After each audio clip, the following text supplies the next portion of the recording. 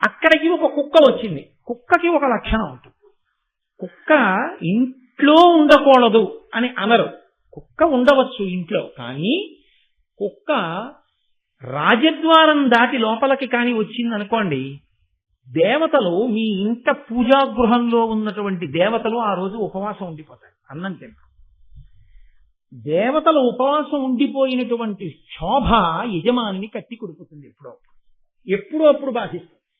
అది జాతక చక్రం చూస్తే దొరికేది ఏం కాదు, ఆ ఉపాసన బలం ఉన్న వాళ్ళకి తెలుస్తుంది. ఎందుచేత అంటే శృంగగిరికి పీఠాధిపత్యం వహించారు చంద్రశేఖర భారతీ స్వామి వారు.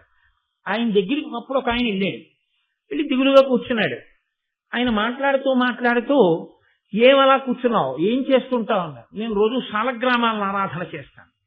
ఆయన అన్నారు, మీ ఇంట ఉన్నటువంటి శాలగ్రామాల్లో ఒక శాలగ్రామాన్ని మీ నాన్నగారు జీవించి ఉన్నంత కాలం వేరుగా పూజ చేసి దానికి చాలా పెద్ద నైవేద్యం పెడుతుండేవారు. మీ నాన్నగారు శరీరం విడిచిపెట్టిన తర్వాత ఆ శాలగ్రామానికి వేరు పూజ నువ్వు చేస్తున్నావా కొడుగ్గా?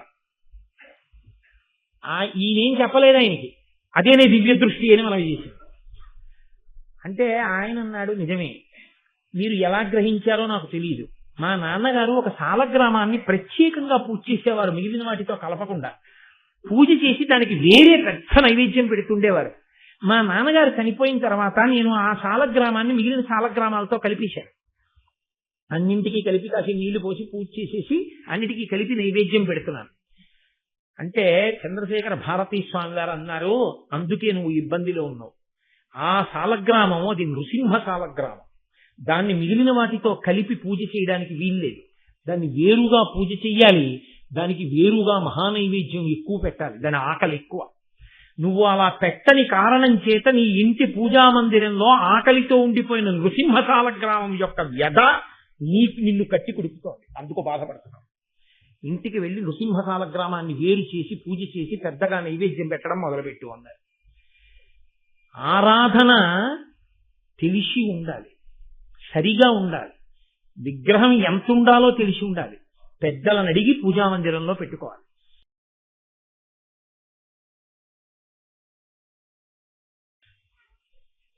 వేంగి దేశాన్ని రాజమహేంద్రవరాన్ని రాజధానిగా తీసుకుని పరిపాలించినటువంటి రాజరాజ నరేంద్రుని యొక్క కోరిక మేరకు నన్నయ భట్టారకుడు, భట్టారక శబ్దం గౌరవాన్ని సూచిస్తుంది. లలితాపరా భట్టారిక, క్రోధ భట్టారక, శృంగార భట్టారక, అలా నన్నయ భట్టారక అంటే గౌరవనీయమైన వ్యక్తి, పూజనీయమైన వ్యక్తి అని.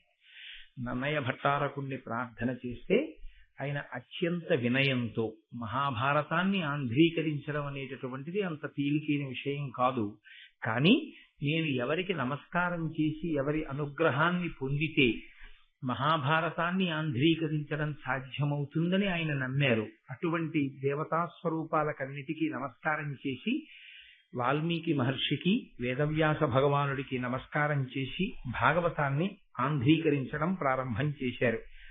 ఆయన ఆ ఆంధ్రీకరణ ప్రారంభం చేసినటువంటి సందర్భంలో మహాభారతం చెప్పబడినటువంటి విధానం గురించి ప్రారంభం చేస్తారు. మనకి ఆంధ్ర మహాభారతాన్ని పరిశీలనం చేస్తే మొట్టమొదట ఈ భారతాన్ని చెప్పడం మొదలుపెట్టినటువంటి వాడు సౌతి.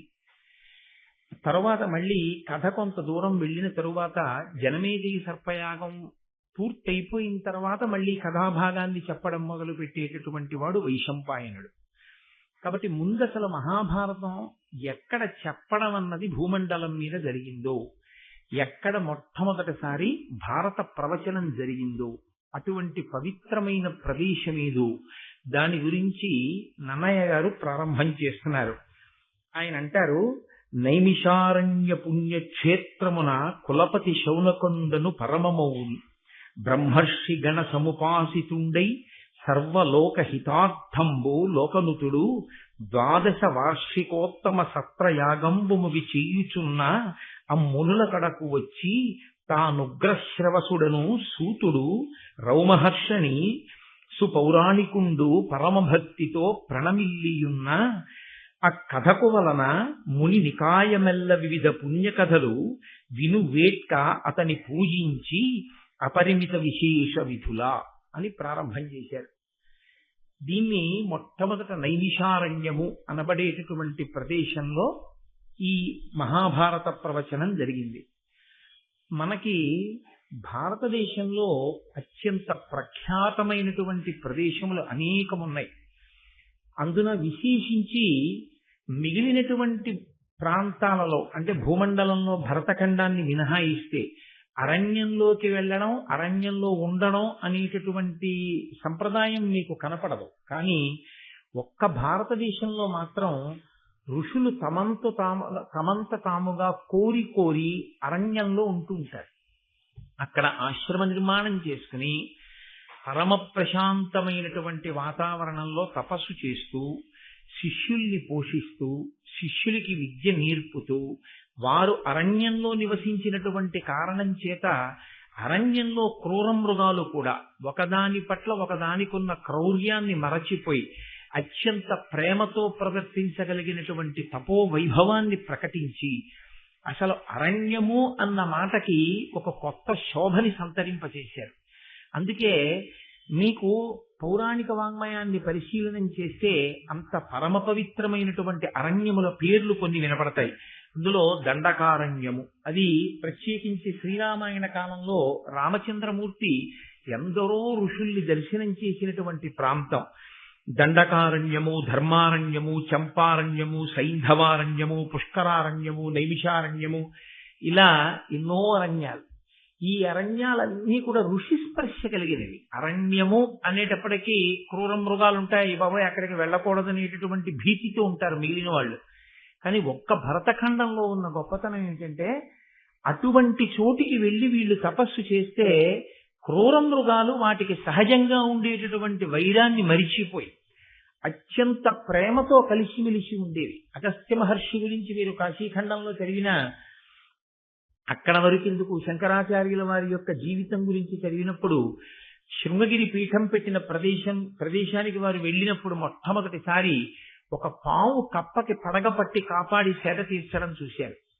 పరస్పరం శత్రుత్వం కలిగినటువంటి ప్రాణులు కప్ప పాము, అటువంటి కప్పకి పాము పడగపట్టి సేద తీర్చడం ఏమిటి అని వారు అంతర్ముఖులై ఆలోచించారు.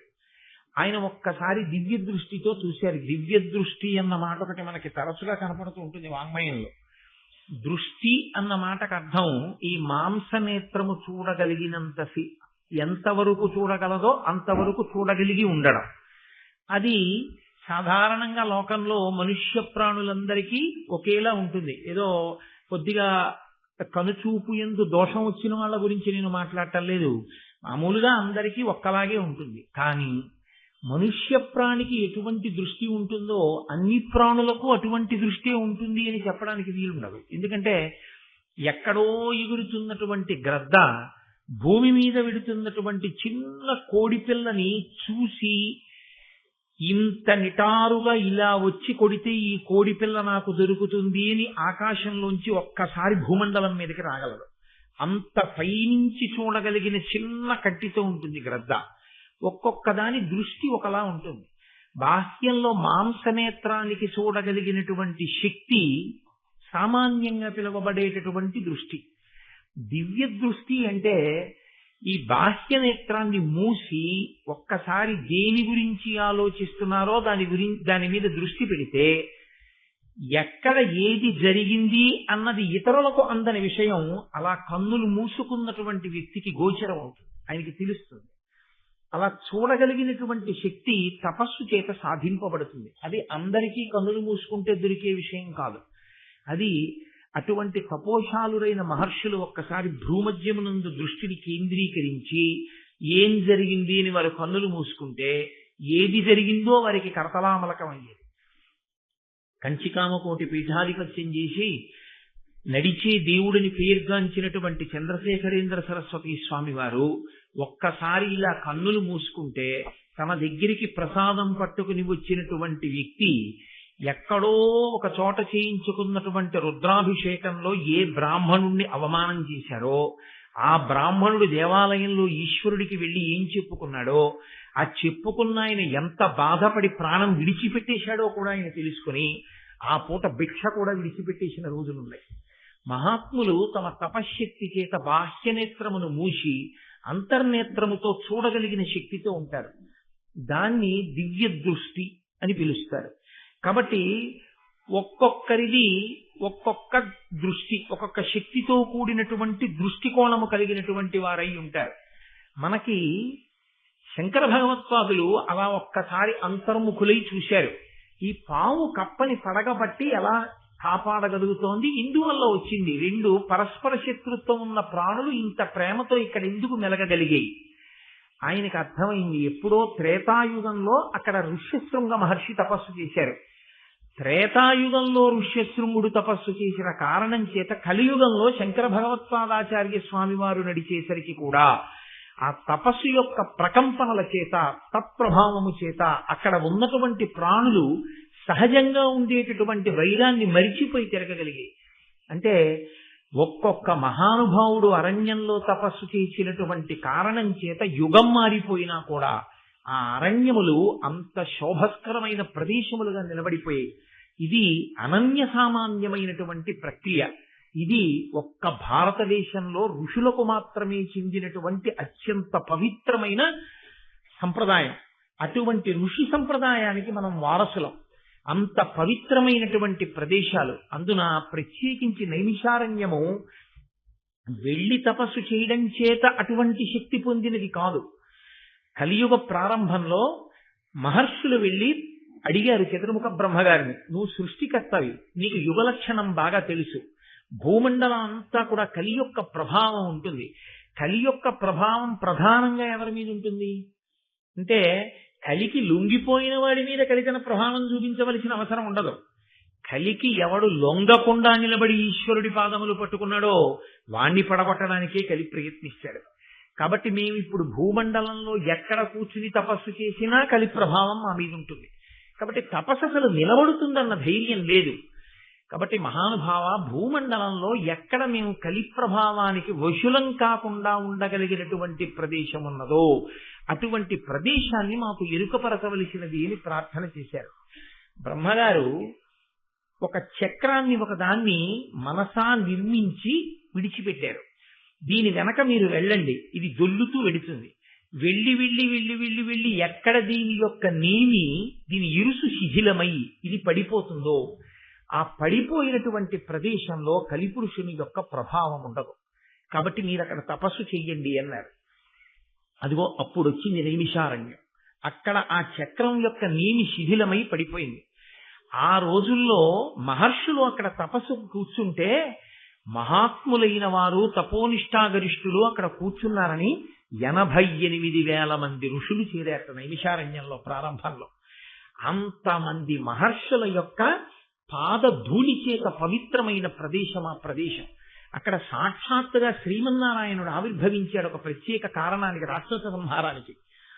ఆ ప్రదేశంలోనే అనేక వేల మంది ఋషులు కూర్చుని వాళ్ళు సరస్వతీదేవిని ధ్యానం చేశారు. ఆ ధ్యానం చేసినప్పుడు ఆవిడ సంతోషించి కాంచనాక్షి అన్న పేరుతో ప్రత్యేకంగా ప్రవహించింది నైమిషారణ్యంలో. అందుకే ఇప్పటికీ అక్కడ ఉన్నటువంటి గోమతీ నది యందు ధర్మచక్రం తిరిగింది అని చెప్తారు.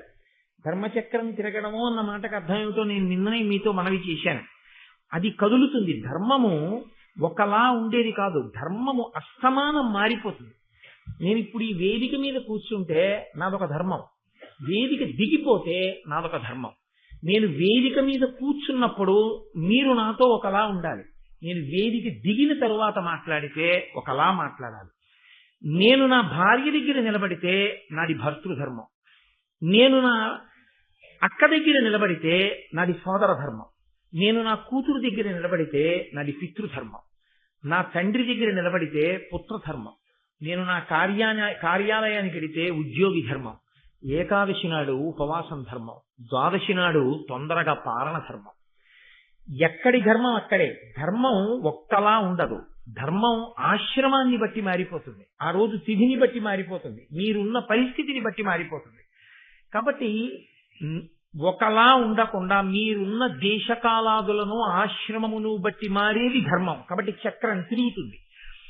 ఆ ధర్మాన్ని పట్టుకుని ధర్మానుష్ఠానం చేసిన వాడు చివరికి ఏది పొందుతాడు అంటే, ఏది కదలని చిట్ట చివరి స్థితో, ఏది పరమసత్యమో, దేనికి మార్పు లేదో, ఏది షడూర్ములకు అతీతమో, ఏది షడ్వికారములకు అతీతమో అటువంటి సత్యమైన ఆత్మ ఎరుకలోకి వస్తుంది. ఆత్మ కొత్తగా దర్శనం అవడం ఉండదు, ఆత్మ తెలియబడుతుంది. ఎందుకంటే ఉన్నది ఆత్మయే. ఆ ఆత్మ తెలియబడి అద్వైతానుభూతి ఎందు ప్రవేశిస్తాడు. కాబట్టి ఆ ధర్మచక్రము అక్కడ ఉన్నటువంటి గోమతీ నది జలములలో తిరిగిందిట. అందుకే నైమిషారణ్యానికి వెళ్ళి ఆ గోమతీ జలాలలో స్నానం చేసి అక్కడ పురాణ ప్రవచనాన్ని వింటారు. కారణం ఏమంటే ఆ నైమిషారణ్యానికి ఉన్నటువంటి శక్తి అటువంటిది. అక్కడ ఎందరో మహర్షులు కూర్చుని తపస్సులు చేసినటువంటి ప్రదేశం. అందుకే నన్నయ్య గారు భారతాన్ని ఆంధ్రీకరించడం ప్రారంభం చేస్తూనే అంతటి గొప్ప ప్రదేశము, ఆ ప్రదేశమే మహాభారతము ప్రవచనం చేయబడినటువంటి మొట్టమొదటి వేదిక భూమండలంలో. అక్కడే మహాభారతం ప్రవచనం చేయబడింది. ఎందుకు ప్రవచనం చేయబడింది అంటే, నైమిషారణ్య పుణ్యక్షేత్రమున కులపతి శౌనకుండను పరమమౌని బ్రహ్మర్షి గణ సముపాసితుండై సర్వలోకహితార్థంబు లోకనుతుడు 12 వార్షికోత్తమ సత్రయాగంబు ముగి చెయ్యుచున్నా. ఇక్కడ శౌనకుడు అనబడేటటువంటి కులపతి ఉండేవారు. కులపతి అన్న మాటకు అర్థం 4 వేదములను స్వరంతో గురువు గారి దగ్గర నేర్చుకున్నవాడై వేదము యొక్క ఉపాంగములైనటువంటి కల్పము, జ్యోతిషము, నిరుక్తము, శిక్ష, వ్యాకరణము ఇటువంటి 6 కూడా వేదము, వేదాంగములు అంటారు. వేదాంగములతో కూడినటువంటి 4 వేదములను చదువుకున్నవాడై ప్రతిరోజు 11,000 మందికి భోజనం పెడుతూ పోషిస్తూ వేదపాఠాలు చెప్పడానికి అవకాశాన్ని, వ్యవస్థని కల్పించిన వాడెవరో ఆయనకి కులపతి అని పేరు. కాబట్టి శౌనకుడు కులపతి. అక్కడ నైమిషారణ్యంలో కులపతిగా శౌనకుడు ఉండేవాడు. అంటే ఆయన 4 వేదములు చదువుకుని 6 వేదాంగములను చదువుకున్నవాడై మౌని. ఇన్ని చదువుకున్నవాడు కాబట్టి ఎక్కువ మాట్లాడేవాడు కాడు. ఎప్పుడు తనలో తాను మననము చేస్తుండేవాడు. అది చాలా చాలా గొప్ప విషయం. వినడం ఎంత గొప్పదో మననం చేయడం అంత గొప్పది. ఎందుకనంటే మననము చేత మాత్రమే ధారణ ఏర్పడుతుంది. మననము చేత పుస్తకములోని విద్య మీ విద్యగా మారుతుంది. పుస్తకంలో ఉన్న విద్య మీ విద్య కాదు. ఎందుకంటే పద్యం కావాలంటే మీరు చూస్తే దోషం కాదు. కానీ అసలు ధర్మమేది అన్న ప్రశ్న వచ్చినప్పుడు అన్నిటికీ పుస్తకమే చూడాలండి అని మీరంటే అసలు మీరు అనుష్ఠించగలిగినది పోతుంది. కాబట్టి పుస్తకంలో ఉన్నది నీరుగా మారిపోవాలంటే అలా మార్చగలిగినటువంటి ప్రక్రియకి మననమే కారణం. ఎంత లోపల తిప్పుతాడో, విన్నదాన్ని ఎంత పరిశీలనం చేస్తాడో, ఎంత జ్ఞాపకం తెచ్చుకుంటాడో అంత బాగా పట్టుకుంటుంది. అందుకే చాలా చమత్కారం ఒకటి ఉందండి. దేవతలు బ్రహ్మ విద్యని సాధించారు. ఈ బ్రహ్మ విద్య రాక్షసులకు అందకూడదు, పాడు చేస్తారు. కాబట్టి ఎక్కడ దాచాలి దీన్ని అని అడిగారు. పట్టుకెళ్ళి దధీచి మహర్షి దగ్గర దాచండి అన్నారు. బ్రహ్మ విద్యనంతటినీ పట్టుకెళ్ళి దధీచికి ఇచ్చారు. ఇప్పుడు దధీచి ఎక్కడ దాచాలి? ఆయన ఆ బ్రహ్మ విద్యని మననం చేసి అస్థిగతం చేసేశాడు. ఆయన ఎముకలలోకి పెట్టేసుకున్నాడు. ఇప్పుడు ఆయన ఎముకలతో చేయబడిన వజ్రాయుధాన్నే ఇంద్రుడు పట్టుకుంటాడు. అంటే ఇంద్రుడి చేతిలో ఉన్నదేది అంటే బ్రహ్మ విద్య ఆయన చేతిలో ఉంటుంది. కాబట్టి అంత జాగ్రత్తగా దాచారు అనడానికి అర్థం ఏమిటంటే అత్యంత జాగ్రత్తగా విద్యని దాచడం అన్న మాటకు అర్థం ఏమిటో తెలుసా అండి? మీలో పెట్టేసుకోవడం. ఐశ్వర్యాన్ని మీదిగా చేసుకోవడం అన్న మాటకు అర్థం ఏమిటో తెలుసా? దానం చేయలేదు. కాబట్టి దేన్ని ఏది చేస్తే మీదవుతుందో తెలుసుకుని ఉండడమే శాస్త్రం. మీరు ఒకలా అనుకుని చేసినది మీకు అభ్యున్నతినివ్వదు. శాస్త్రం ఏది చెప్పిందో అది మీరు చేస్తే అది మీదవుతుంది. కాబట్టి విద్య మీది కావడము అంటే విద్యని నిరంతర మననం చెయ్యాలి. ఎప్పుడో ఎక్కడికో వెళ్ళినప్పుడు ఏదో చెప్తానండి కాదు, ఎప్పుడూ లోపల తిరుగుతూ ఉండాలి, తిప్పుతూ ఉండాలి. ప్రయత్నపూర్వకంగా కాదు, అది అలవాటుగా మారి తిరుగుతూ ఉండాలి. అలా తిరగడం చేత, మననము చేత ఆ విద్య ఏది ఉందో అది కరతలామలకం అవుతుంది. అది స్ఫురణ యందు నిలబడిపోతుంది. ఆ నిలబడినది ఏది ఉందో అంతిమ శ్వాస యందు స్మరణ దాని ఎందు నిలబడుతుంది, అది అభ్యున్నతి కారకమవుతుంది. ఇది లలితా సహస్రనామ స్తోత్రంలో ధన్య అన్న నామానికి భాస్కరరాయల వారు వ్యాఖ్యానం చేస్తూ చిట్ట చివరి ఊపిరి ఎవరిది ఎలా వెళ్ళిపోతుందో ఆ వెళ్ళిపోవడం వల్ల మళ్ళీ పునర్జన్మ ఎలా వస్తుందో చెప్పారు ఆయన. తన వారి మీద వ్యామోహం, డబ్బు మీద వ్యామోహం పెట్టుకున్నా, తన శత్రువు మీద వ్యామోహం పెట్టుకున్నా తిరియక్కుగా వెళ్ళిపోతాడు. వెన్నుపాము అడ్డంగా మాత్రమే ఉండే ప్రాణిగా పెడతాడు, ఇక నిలువుగా వెన్నుపాము ఉండదు. అంటే మనిషిగా ఉండడు. దేనిగా ఉంటాడు అంటే కుక్కగానో పిల్లిగానో పందిగానో ఏవైనా వెన్నుపాము అడ్డంగా ఉండవలసింది. అటువంటి ప్రాణి ఎవడు శాస్త్రమును నిరంతరము తలుచుకుంటూ ఉంటాడో, ఎందుకని స్మరణ మనసు మీద ఆధారపడుతుంది, మనసు ఊపిరి మీద ఆధారపడుతుంది. ఊపిరిని కానీ మీరు నియంత్రించగలిగితే మనసు నియంత్రింపబడుతుంది. అందుకే పూజ చేసే ముందు ప్రాణాయామం చేస్తారు. ప్రాణాయామం దీనికి చెయ్యాలి అంటే మనసుని నిలబెట్టడానికి చేస్తారు. మనస్సుని నిలబెడితే ఏమవుతుందంటే సంకల్ప వికల్పములు ఆగుతాయి. సంకల్ప వికల్పము లాగితే ఆందోళన లాగుతాయి. ఆందోళన లాగితే ఒత్తిడి ఆగుతుంది. ఒత్తిడి ఆగితే ఆరోగ్యం నిలబడుతుంది. అందుకు ప్రాణాయామం వచ్చింది. మీరు చూడండి, మనసుని విడిచిపెట్టారనుకోండి ఎన్నిటినో సృష్టిస్తుంది. అంతే, ఎక్కడలేని ఆందోళన పుడుతుంది. ఈ ఆందోళన ఆరోగ్యానికి భంగకరం అవుతుంది. ప్రాణాయామం చేసేది దేనికి అంటే ప్రాణాయామముగా కాదు ఆరోగ్యకారకం, ప్రాణాయామము మనసును నియంత్రించే సాధనంగా ఆరోగ్యకారకం. కాబట్టి నన్నయ్య గారు ఒక్క మాట అన్నారు అంటే శీసపద్యంలో ఆయన ఏమి ఊసుపోక ఏదో అనేటటువంటి మాట కాదు. నైమిషారణ్యము అని ఆయన అన్నారు అంటే అంత పరమ పవిత్రమైన ప్రదేశం ఆ ప్రదేశం. అక్కడ శౌనకుడు ఉన్నాడు. ఆయన తానొక్కడే అనుభవించేవాడు కాదు. ఆయన ఇన్ని చదువుకున్నవాడై ఆయన గొప్పతనం ఏమిటంటే భగవంతుడి గురించి చెప్పేవాడు వచ్చాడు అంటే చేతులొగ్గి నమస్కరించి అయ్యా మీరు చెప్పండి అని ఉన్నతమైన ఆసనం మీద కూర్చోపెట్టి తాను కూర్చుని పరమ ప్రీతితో, పరమ భక్తితో, పరమ గౌరవంతో అడిగి తెలుసుకుంటాడు. భారతం లాంటి గ్రంథాలని మీరు పరిశీలనం చేసి జాగ్రత్తగా చదివినా విన్నా ఇది చెప్పండి అని అడిగేటప్పుడు ఎంత మర్యాదగా అడగవలసి ఉంటుందో మీకు అర్థం అవుతుంది. ఆ భారతాన్ని సరిగ్గా చదవకపోతే, సంస్కారంలో దోషం ఉంటే ఎప్పుడు ఏది ఎలా అడగాలో కూడా తెలియని పరిస్థితి వస్తుంది. కాబట్టి నైమిషారణ్యం అనేటటువంటి పుణ్యక్షేత్రంలో శౌనకుడు అనేటటువంటి పరమ మౌని ప్రతిరోజు 11,000 మందికి అన్నదానం చేశాడు మహానుభావుడు. భోజనం పెట్టి వేదవేదాంగములను శ్రవణం చేయించేవాడు. ఆయన పరమమౌని బ్రహ్మర్షి గణ సముపాసితుండై సర్వలోకహితార్థంబు. ఆయన ఇన్ని చదువుకున్నవాడు, పరమ మౌని అయిన వాడు, చుట్టూ బ్రహ్మర్షులతో కూడి ఉన్నటువంటి వాడు. ఆయన చేస్తున్నదేమిటి అంటే 12 సంవత్సరములు కొనసాగేటటువంటి సత్రయాగాన్ని చేస్తున్నాడు. యాగములు అనేకమైనటువంటి యాగములు ఉంటాయి. మళ్ళీ ఇందులో సత్రయాగము అని ఒక యాగం.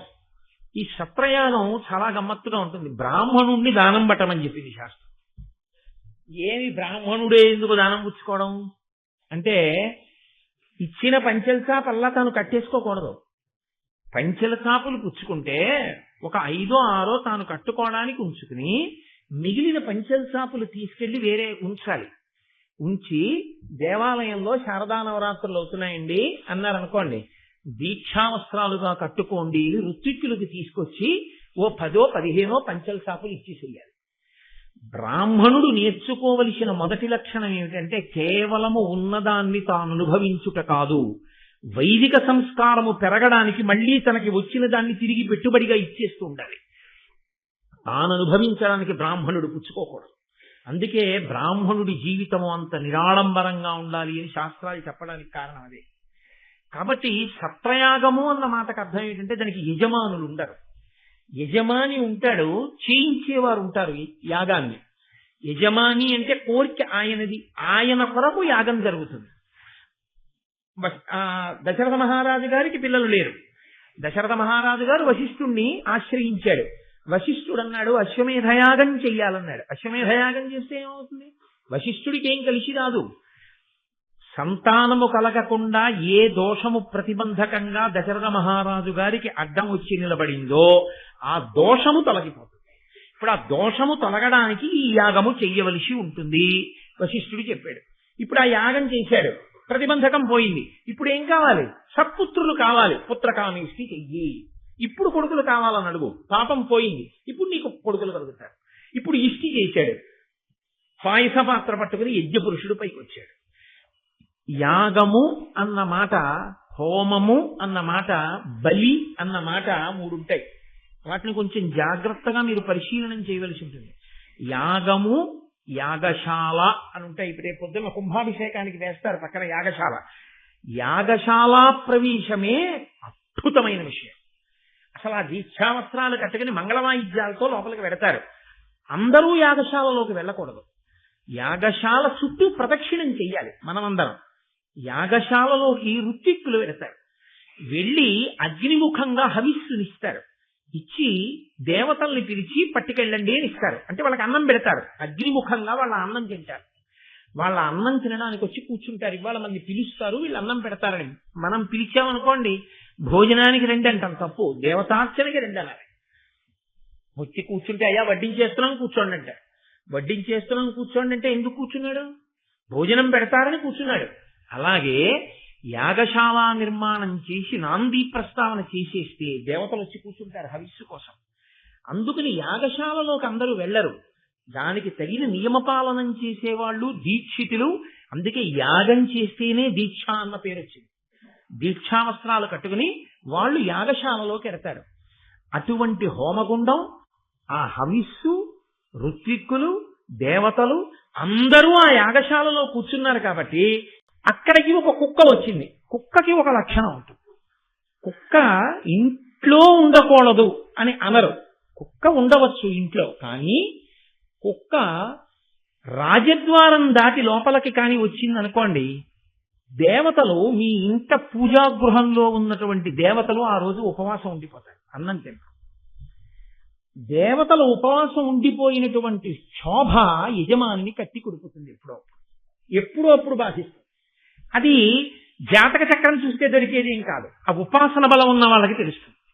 ఎందుచేత అంటే శృంగగిరికి పీఠాధిపత్యం వహించారు చంద్రశేఖర భారతీ స్వామి వారు. ఆయన దగ్గరికి అప్పుడు ఒక ఆయన వెళ్ళాడు. వెళ్ళి దిగులుగా కూర్చున్నాడు.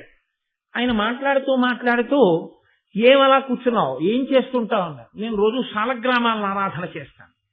ఆయన అన్నారు, మీ ఇంట ఉన్నటువంటి శాలగ్రామాల్లో ఒక శాలగ్రామాన్ని మీ నాన్నగారు జీవించి ఉన్నంత కాలం వేరుగా పూజ చేసి దానికి చాలా పెద్ద నైవేద్యం పెడుతుండేవారు. మీ నాన్నగారు శరీరం విడిచిపెట్టిన తర్వాత ఆ శాలగ్రామానికి వేరు పూజ నువ్వు చేస్తున్నావా కొడుగ్గా? ఈయనేం చెప్పలేదు ఆయనకి. అదేనే దివ్య దృష్టి అని మనం చేసింది. అంటే ఆయన అన్నాడు, నిజమే, మీరు ఎలా గ్రహించారో నాకు తెలియదు. మా నాన్నగారు ఒక శాలగ్రామాన్ని ప్రత్యేకంగా పూజ చేసేవారు, మిగిలిన వాటితో కలపకుండా పూజ చేసి దానికి వేరే పెద్ద నైవేద్యం పెడుతుండేవారు. మా నాన్నగారు చనిపోయిన తర్వాత నేను ఆ శాలగ్రామాన్ని మిగిలిన శాలగ్రామాలతో కలిపేశాను. అన్నింటికీ కలిపి కాసి నీళ్లు పోసి పూజ చేసేసి అన్నిటికీ కలిపి నైవేద్యం పెడుతున్నాను. అంటే చంద్రశేఖర భారతీ స్వామి గారు అన్నారు, అందుకే నువ్వు ఇబ్బందిలో ఉన్నావు. ఆ శాలగ్రామం అది నృసింహ శాలగ్రామం. దాన్ని మిగిలిన వాటితో కలిపి పూజ చేయడానికి వీల్లేదు. దాన్ని వేరుగా పూజ చెయ్యాలి. దానికి వేరుగా మహానైవేద్యం ఎక్కువ పెట్టాలి. దాని ఆకలి ఎక్కువ. నువ్వు అలా పెట్టని కారణం చేత నీ ఇంటి పూజా మందిరంలో ఆకలితో ఉండిపోయిన నృసింహ శాలగ్రామం యొక్క వ్యధ నిన్ను కట్టి కుడుపుతోంది. అందుకు బాధపడుతున్నావు. ఇంటికి వెళ్లి నృసింహ శాలగ్రామాన్ని వేరు చేసి పూజ చేసి పెద్దగా నైవేద్యం పెట్టడం మొదలుపెట్టు అన్నారు. ఆరాధన తెలిసి ఉండాలి, సరిగా ఉండాలి. విగ్రహం ఎంత ఉండాలో తెలిసి ఉండాలి. పెద్దలను అడిగి పూజా మందిరంలో పెట్టుకోవాలి.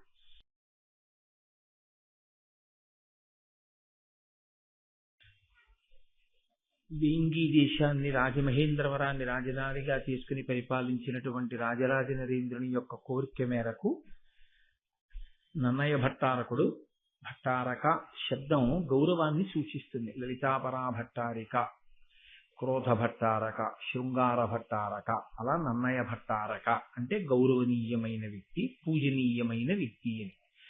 నన్నయ భట్టారకుణ్ణి ప్రార్థన చేస్తే ఆయన అత్యంత వినయంతో మహాభారతాన్ని ఆంధ్రీకరించడం అనేటటువంటిది అంత తేలికైన విషయం కాదు.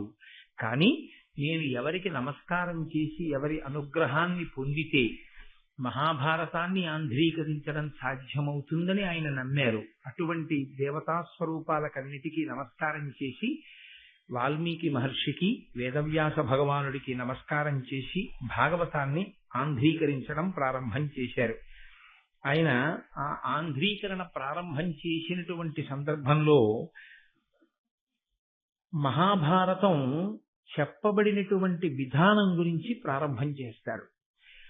మనకి ఆంధ్ర మహాభారతాన్ని పరిశీలనం చేస్తే మొట్టమొదట ఈ భారతాన్ని చెప్పడం మొదలుపెట్టినటువంటి వాడు సౌతి.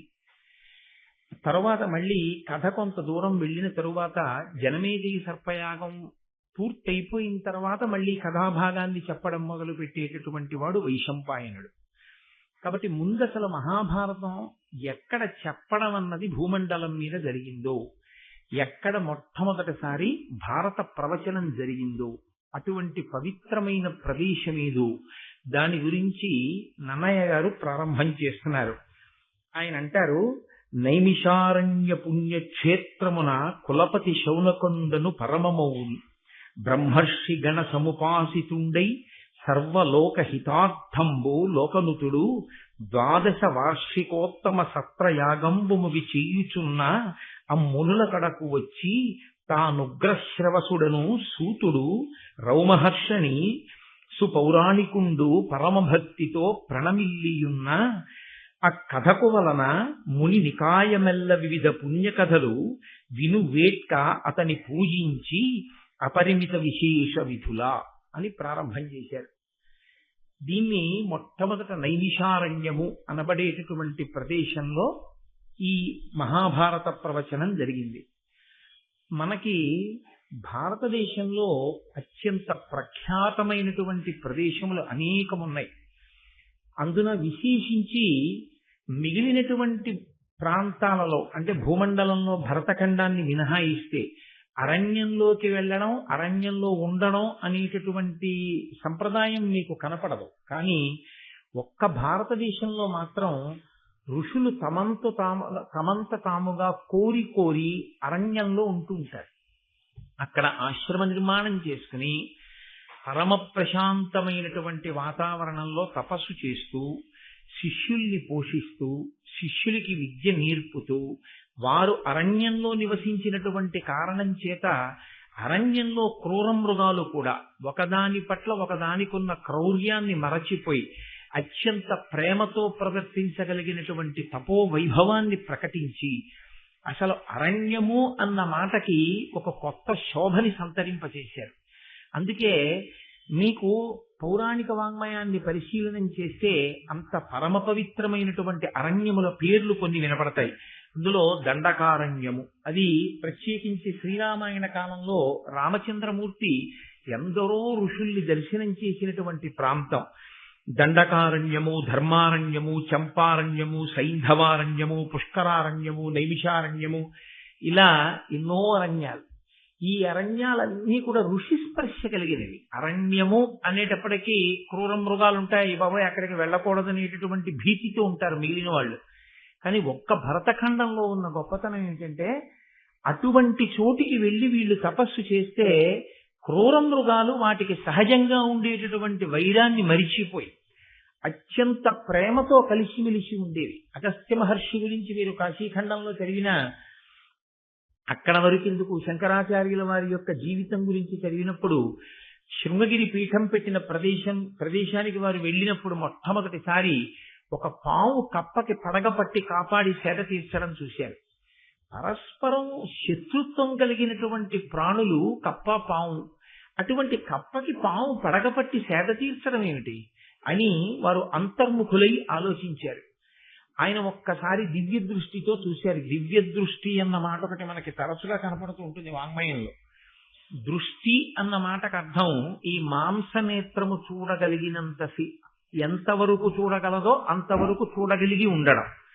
అది సాధారణంగా లోకంలో మనుష్య ప్రాణులందరికీ ఒకేలా ఉంటుంది. ఏదో కొద్దిగా కనుచూపు యందు దోషం వచ్చిన వాళ్ళ గురించి నేను మాట్లాడటం లేదు, మామూలుగా అందరికీ ఒక్కలాగే ఉంటుంది. కానీ మనుష్య ప్రాణికి ఎటువంటి దృష్టి ఉంటుందో అన్ని ప్రాణులకు అటువంటి దృష్టి ఉంటుంది అని చెప్పడానికి వీలుండదు. ఎందుకంటే ఎక్కడో ఎగురుతున్నటువంటి గ్రద్ద భూమి మీద విడుతున్నటువంటి చిన్న కోడిపిల్లని చూసి ఇంత నిటారుగా ఇలా వచ్చి కొడితే ఈ కోడిపిల్ల నాకు దొరుకుతుంది అని ఆకాశంలోంచి ఒక్కసారి భూమండలం మీదకి రాగలదు.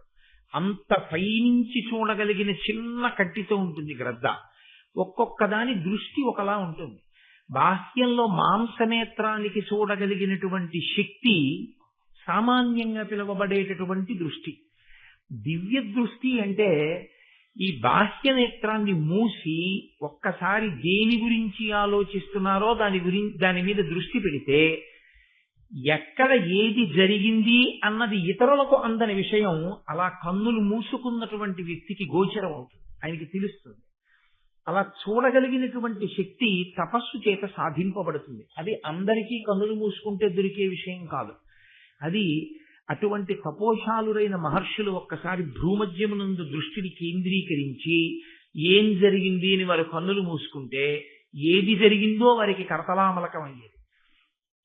కంచికామకోటి పీఠాధిపత్యం చేసి నడిచే దేవుడిని పేర్గాంచినటువంటి చంద్రశేఖరేంద్ర సరస్వతి స్వామి వారు ఒక్కసారి ఇలా కన్నులు మూసుకుంటే తన దగ్గరికి ప్రసాదం పట్టుకుని వచ్చినటువంటి వ్యక్తి ఎక్కడో ఒక చోట చేయించుకున్నటువంటి రుద్రాభిషేకంలో ఏ బ్రాహ్మణుణ్ణి అవమానం చేశారో ఆ బ్రాహ్మణుడు దేవాలయంలో ఈశ్వరుడికి వెళ్లి ఏం చెప్పుకున్నాడో ఆ చెప్పుకున్న ఆయన ఎంత బాధపడి ప్రాణం విడిచిపెట్టేశాడో కూడా ఆయన తెలుసుకుని ఆ పూట భిక్ష కూడా విడిచిపెట్టేసిన రోజులున్నాయి. మహాత్ములు తమ తపశ్శక్తి చేత బాహ్యనేత్రమును మూసి అంతర్నేత్రముతో చూడగలిగిన శక్తితో ఉంటారు. దాన్ని దివ్య దృష్టి అని పిలుస్తారు. కాబట్టి ఒక్కొక్కరిది ఒక్కొక్క దృష్టి, ఒక్కొక్క శక్తితో కూడినటువంటి దృష్టికోణము కలిగినటువంటి వారై ఉంటారు. మనకి శంకర భగవత్పాదులు అలా ఒక్కసారి అంతర్ముఖులై చూశారు. ఈ పాము కప్పని పడగబట్టి ఎలా కాపాడగలుగుతోంది, ఇందువల్ల వచ్చింది. రెండు పరస్పర శత్రుత్వం ఉన్న ప్రాణులు ఇంత ప్రేమతో ఇక్కడ ఎందుకు మెలగగలిగాయి. ఆయనకు అర్థమైంది. ఎప్పుడో త్రేతాయుగంలో అక్కడ ఋష్యశృంగ మహర్షి తపస్సు చేశారు.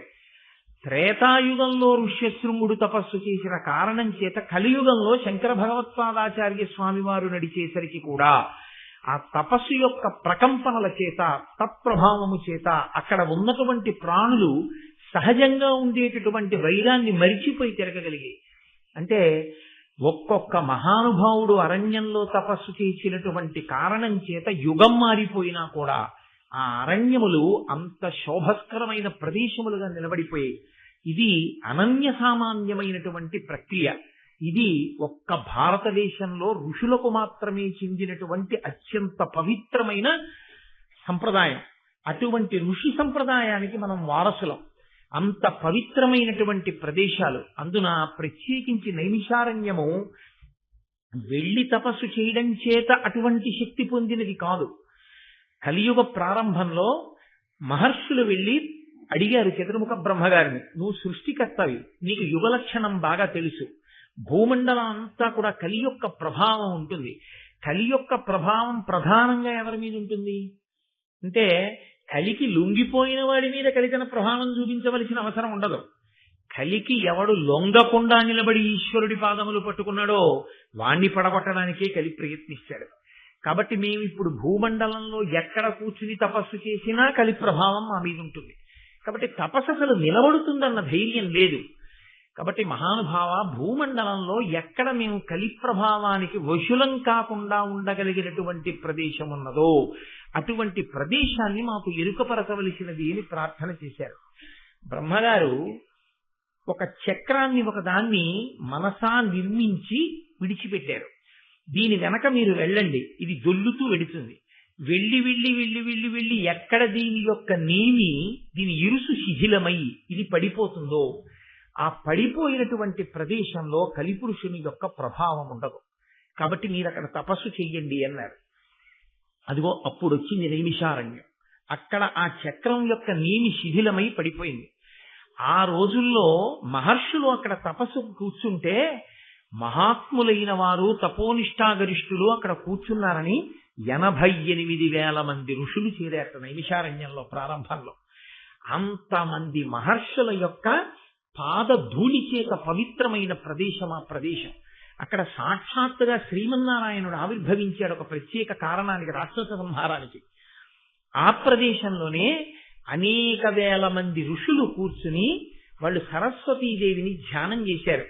ఆ ధ్యానం చేసినప్పుడు ఆవిడ సంతోషించి కాంచనాక్షి అన్న పేరుతో ప్రత్యేకంగా ప్రవహించింది నైమిషారణ్యంలో. అందుకే ఇప్పటికీ అక్కడ ఉన్నటువంటి గోమతీ నది యందు ధర్మచక్రం తిరిగింది అని చెప్తారు. ధర్మచక్రం తిరగడము అన్న మాటకు అర్థం ఏమిటో నేను నిన్ననే మీతో మనవి చేశాను. అది కదులుతుంది. ధర్మము ఒకలా ఉండేది కాదు, ధర్మము అస్తమానం మారిపోతుంది. నేను ఇప్పుడు ఈ వేదిక మీద కూర్చుంటే నాదొక ధర్మం, వేదిక దిగిపోతే నాదొక ధర్మం. నేను వేదిక మీద కూర్చున్నప్పుడు మీరు నాతో ఒకలా ఉండాలి, నేను వేదిక దిగిన తరువాత మాట్లాడితే ఒకలా మాట్లాడాలి. నేను నా భార్య దగ్గర నిలబడితే నాది భర్తృధర్మం, నేను నా అక్క దగ్గర నిలబడితే నాది సోదర ధర్మం, నేను నా కూతురు దగ్గర నిలబడితే నాది పితృధర్మం, నా తండ్రి దగ్గర నిలబడితే పుత్రధర్మం, నేను నా కార్యాలయానికి వెడితే ఉద్యోగి ధర్మం, ఏకాదశి నాడు ఉపవాసం ధర్మం, ద్వాదశి నాడు తొందరగా పాలన ధర్మం. ఎక్కడి ధర్మం అక్కడే. ధర్మం ఒక్కలా ఉండదు. ధర్మం ఆశ్రమాన్ని బట్టి మారిపోతుంది, ఆ రోజు తిథిని బట్టి మారిపోతుంది, మీరున్న పరిస్థితిని బట్టి మారిపోతుంది. కాబట్టి ఒకలా ఉండకుండా మీరున్న దేశకాలాదులను ఆశ్రమమును బట్టి మారేది ధర్మం. కాబట్టి చక్రం తిరుగుతుంది. ఆ ధర్మాన్ని పట్టుకుని ధర్మానుష్ఠానం చేసిన వాడు చివరికి ఏది పొందుతాడు అంటే, ఏది కదలని చిట్ట చివరి స్థితో, ఏది పరమసత్యమో, దేనికి మార్పు లేదో, ఏది షడూర్ములకు అతీతమో, ఏది షడ్వికారములకు అతీతమో అటువంటి సత్యమైన ఆత్మ ఎరుకలోకి వస్తుంది. ఆత్మ కొత్తగా దర్శనం అవడం ఉండదు, ఆత్మ తెలియబడుతుంది. ఎందుకంటే ఉన్నది ఆత్మయే. ఆ ఆత్మ తెలియబడి అద్వైతానుభూతి యందు ప్రవేశిస్తాడు. కాబట్టి ఆ ధర్మచక్రము అక్కడ ఉన్నటువంటి గోమతీ నది జలములలో తిరిగిందిట. అందుకే నైమిషారణ్యానికి వెళ్ళి ఆ గోమతీ జలాలలో స్నానం చేసి అక్కడ పురాణ ప్రవచనాన్ని వింటారు. కారణం ఏమంటే ఆ నైమిషారణ్యానికి ఉన్నటువంటి శక్తి అటువంటిది. అక్కడ ఎందరో మహర్షులు కూర్చుని తపస్సులు చేసినటువంటి ప్రదేశం. అందుకే నన్నయ్య గారు భారతాన్ని ఆంధ్రీకరించడం ప్రారంభం చేస్తూనే అంతటి గొప్ప ప్రదేశము, ఆ ప్రదేశమే మహాభారతము ప్రవచనం చేయబడినటువంటి మొట్టమొదటి వేదిక భూమండలంలో. అక్కడే మహాభారతం ప్రవచనం చేయబడింది. ఎందుకు ప్రవచనం చేయబడింది అంటే, నైమిషారణ్య పుణ్యక్షేత్రమున కులపతి శౌనకుండను పరమమౌని బ్రహ్మర్షి గణ సముపాసితుండై సర్వలోకహితార్థంబు లోకనుతుడు 12 వార్షికోత్తమ సత్ర యాగంబు ముగి చెయ్యుచున్నా. ఇక్కడ శౌనకుడు అనబడేటటువంటి కులపతి ఉండేవారు. కులపతి అన్న మాటకు అర్థం 4 వేదములను స్వరంతో గురువు గారి దగ్గర నేర్చుకున్నవాడై, వేదము యొక్క ఉపాంగములైనటువంటి కల్పము, జ్యోతిషము, నిరుక్తము, శిక్ష, వ్యాకరణము ఇటువంటి 6 కూడా వేదము వేదాంగములు అంటారు. వేదాంగములతో కూడినటువంటి 4 వేదములను చదువుకున్నవాడై ప్రతిరోజు 11,000 మందికి భోజనం పెడుతూ పోషిస్తూ వేద పాఠాలు చెప్పడానికి అవకాశాన్ని, వ్యవస్థని కల్పించిన వాడెవరో ఆయనకి కులపతి అని పేరు. కాబట్టి శౌనకుడు కులపతి. అక్కడ నైమిషారణ్యంలో కులపతిగా శౌనకుడు ఉండేవాడు. అంటే ఆయన 4 వేదములు చదువుకుని 6 వేదాంగములను చదువుకున్నవాడై మౌని. ఇన్ని చదువుకున్నవాడు కాబట్టి ఎక్కువ మాట్లాడేవాడు కాడు. ఎప్పుడు తనలో తాను మననము చేస్తుండేవాడు. అది చాలా చాలా గొప్ప విషయం. వినడం ఎంత గొప్పదో మననం చేయడం అంత గొప్పది. ఎందుకనంటే మననము చేత మాత్రమే ధారణ ఏర్పడుతుంది. మననము చేత పుస్తకములోని విద్య మీ విద్యగా మారుతుంది. పుస్తకంలో ఉన్న విద్య మీ విద్య కాదు. ఎందుకంటే పద్యం కావాలంటే మీరు చూస్తే దోషం కాదు. కానీ అసలు ధర్మమేది అన్న ప్రశ్న వచ్చినప్పుడు అన్నిటికీ పుస్తకమే చూడాలండి అని మీరంటే అసలు మీరు అనుష్ఠించగలిగినది పోతుంది. కాబట్టి పుస్తకంలో ఉన్నది నీరుగా మారిపోవాలంటే అలా మార్చగలిగినటువంటి ప్రక్రియకి మననమే కారణం. ఎంత లోపల తిప్పుతాడో, విన్నదాన్ని ఎంత పరిశీలనం చేస్తాడో, ఎంత జ్ఞాపకం తెచ్చుకుంటాడో అంత బాగా పట్టుకుంటుంది. అందుకే చాలా చమత్కారం ఒకటి ఉందండి. దేవతలు బ్రహ్మ విద్యని సాధించారు. ఈ బ్రహ్మ విద్య రాక్షసులకు అందకూడదు, పాడు చేస్తారు. కాబట్టి ఎక్కడ దాచాలి దీన్ని అని అడిగారు. పట్టుకెళ్ళి దధీచి మహర్షి దగ్గర దాచండి అన్నారు. బ్రహ్మ విద్యనంతటినీ పట్టుకెళ్ళి దధీచికి ఇచ్చారు. ఇప్పుడు దధీచి ఎక్కడ దాచాలి? ఆయన ఆ బ్రహ్మ విద్యని మననం చేసి అస్థిగతం చేసేశాడు. ఆయన ఎముకలలోకి పెట్టేసుకున్నాడు. ఇప్పుడు ఆయన ఎముకలతో చేయబడిన వజ్రాయుధాన్నే ఇంద్రుడు పట్టుకుంటాడు. అంటే ఇంద్రుడి చేతిలో ఉన్నదేది అంటే బ్రహ్మ విద్య ఆయన చేతిలో ఉంటుంది. కాబట్టి అంత జాగ్రత్తగా దాచారు అనడానికి అర్థం ఏమిటంటే అత్యంత జాగ్రత్తగా విద్యని దాచడం అన్న మాటకు అర్థం ఏమిటో తెలుసా అండి? మీలో పెట్టేసుకోవడం. ఐశ్వర్యాన్ని మీదిగా చేసుకోవడం అన్న మాటకు అర్థం ఏమిటో తెలుసా? దానం చేయలేదు. కాబట్టి దేన్ని ఏది చేస్తే మీదవుతుందో తెలుసుకుని ఉండడమే శాస్త్రం. మీరు ఒకలా అనుకుని చేసినది మీకు అభ్యున్నతినివ్వదు. శాస్త్రం ఏది చెప్పిందో అది మీరు చేస్తే అది మీదవుతుంది. కాబట్టి విద్య మీది కావడము అంటే విద్యని నిరంతర మననం చెయ్యాలి. ఎప్పుడో ఎక్కడికో వెళ్ళినప్పుడు ఏదో చెప్తానండి కాదు, ఎప్పుడూ లోపల తిరుగుతూ ఉండాలి, తిప్పుతూ ఉండాలి. ప్రయత్నపూర్వకంగా కాదు, అది అలవాటుగా మారి తిరుగుతూ ఉండాలి. అలా తిరగడం చేత, మననము చేత ఆ విద్య ఏది ఉందో అది కరతలామలకం అవుతుంది. అది స్ఫురణ యందు నిలబడిపోతుంది. ఆ నిలబడినది ఏదుందో అంతిమ శ్వాస యందు స్మరణ దాని యందు నిలబడుతుంది. అది అభ్యున్నతి కారకం అవుతుంది. ఇది లలితా సహస్రనామ స్తోత్రంలో ధన్య అన్న నామానికి భాస్కరరాయల వారు వ్యాఖ్యానం చేస్తూ చిట్ట చివరి ఊపిరి ఎవరిది ఎలా వెళ్ళిపోతుందో, ఆ వెళ్ళిపోవడం వల్ల మళ్ళీ పునర్జన్మ ఎలా వస్తుందో చెప్పారు ఆయన. తన వారి మీద వ్యామోహం, డబ్బు మీద వ్యామోహం పెట్టుకున్నా, తన శత్రువు మీద వ్యామోహం పెట్టుకున్నా తిరియక్కుగా వెళ్ళిపోతాడు. వెన్నుపాము అడ్డంగా మాత్రమే ఉండే ప్రాణిగా పెడతాడు. ఇక నిలువుగా వెన్నుపాము ఉండదు. అంటే మనిషిగా ఉండడు.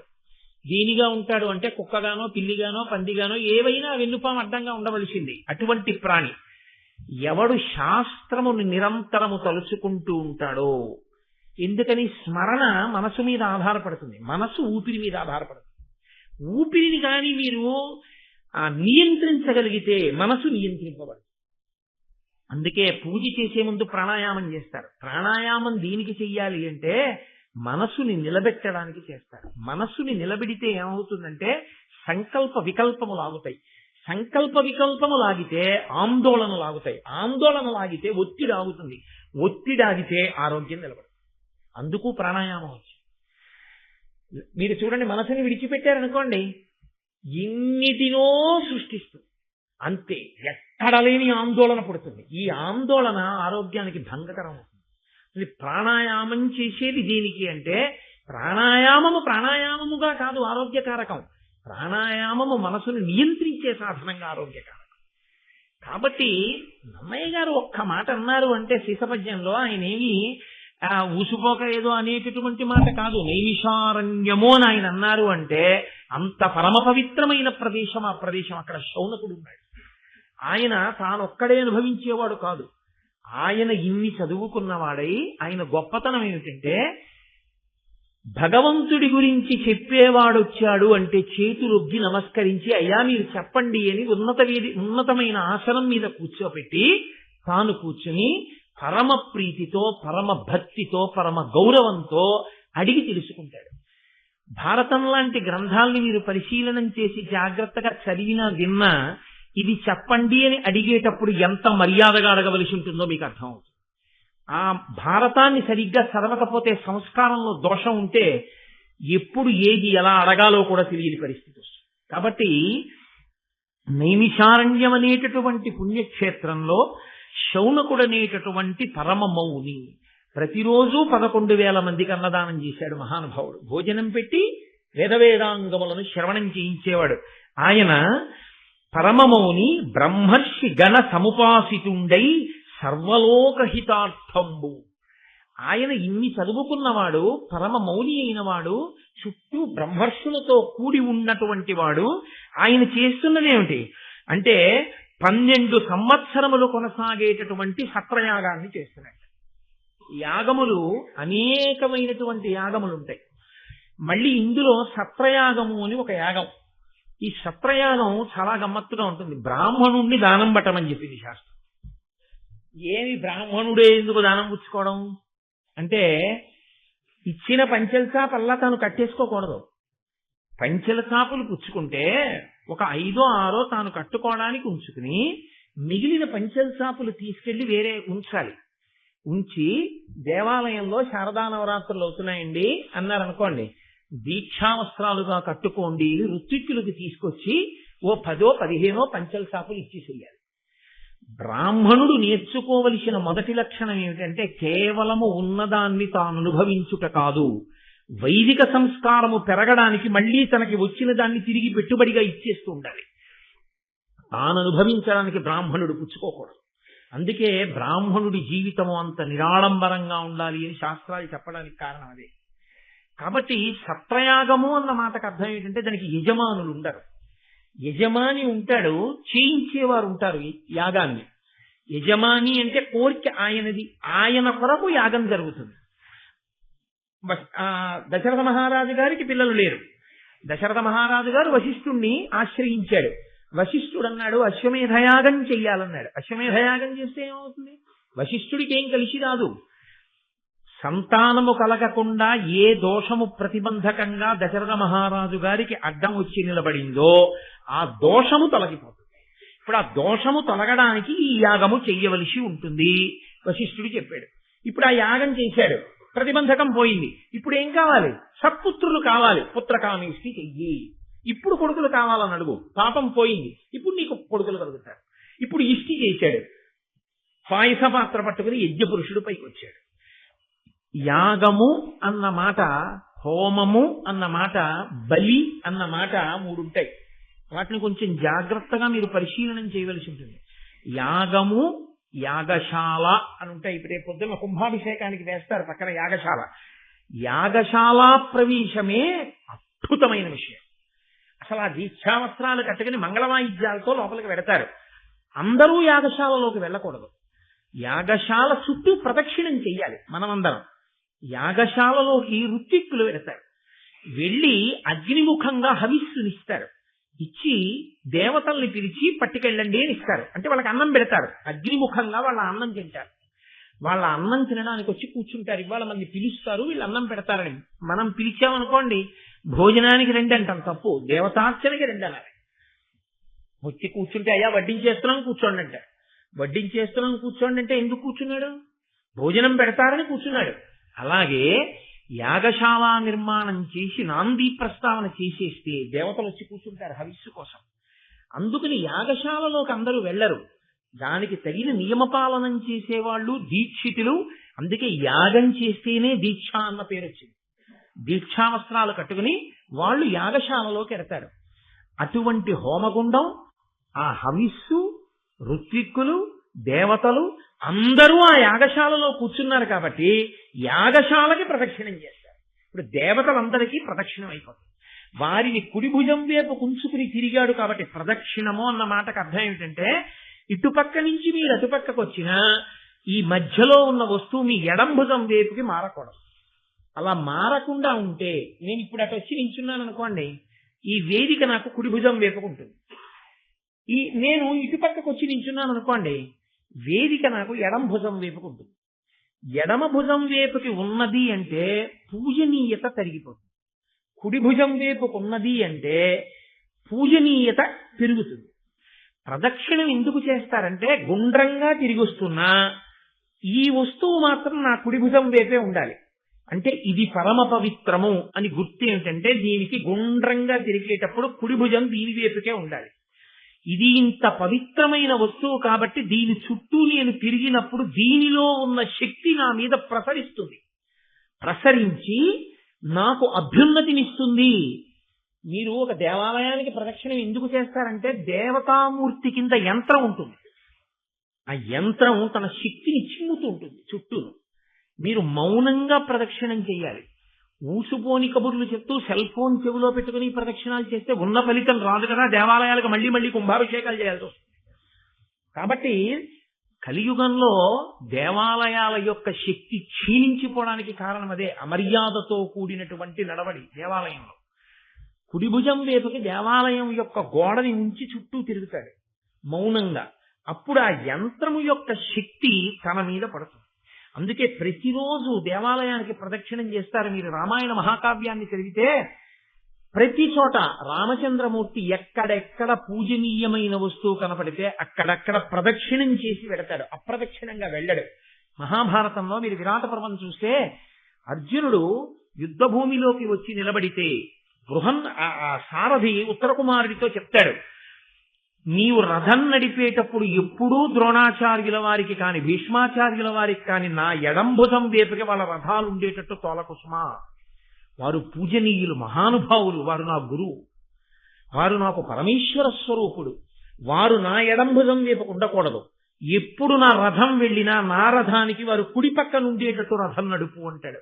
అంతటి ధర్మైకమూర్తులు కాబట్టే వాళ్ళు అంతటి విజయాన్ని సాధించారు, అంతటి మహోజ్వలమైనటువంటి స్థితిని పొందగలిగారు.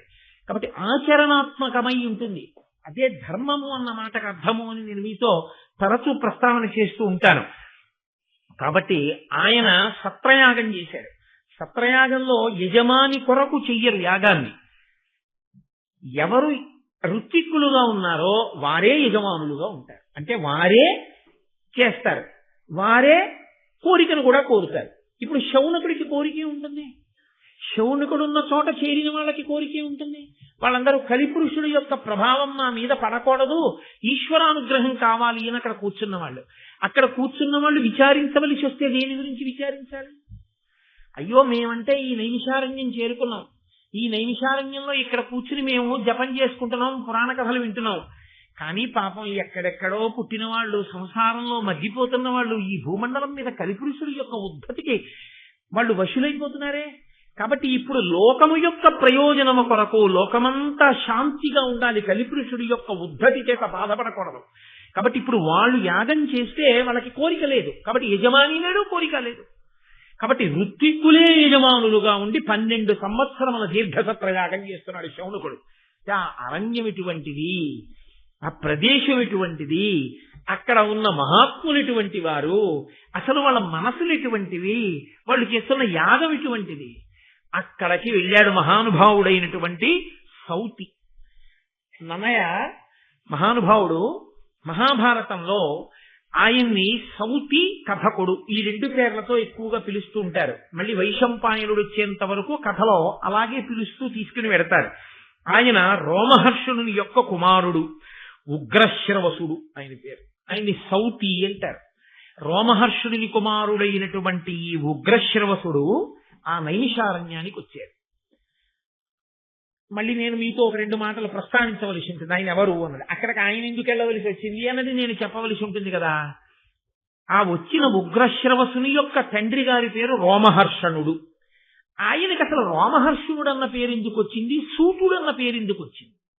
సూతుడు అన్న పేరు సాధారణంగా సారథికి అన్వయం చేస్తూ ఉంటారు, లేదా జన్మ చేత కొంతమందిని సూత శబ్దంతో పిలుస్తారు. ఇక్కడ రోమహర్షణుడు సూతుడు, కానీ రోమహర్షణుడు సూతుడు అని చెప్పడానికి కారణం ఏమిటో తెలుసా అండి? అది జాతి సంబంధమైనటువంటి అన్వయం కాదు.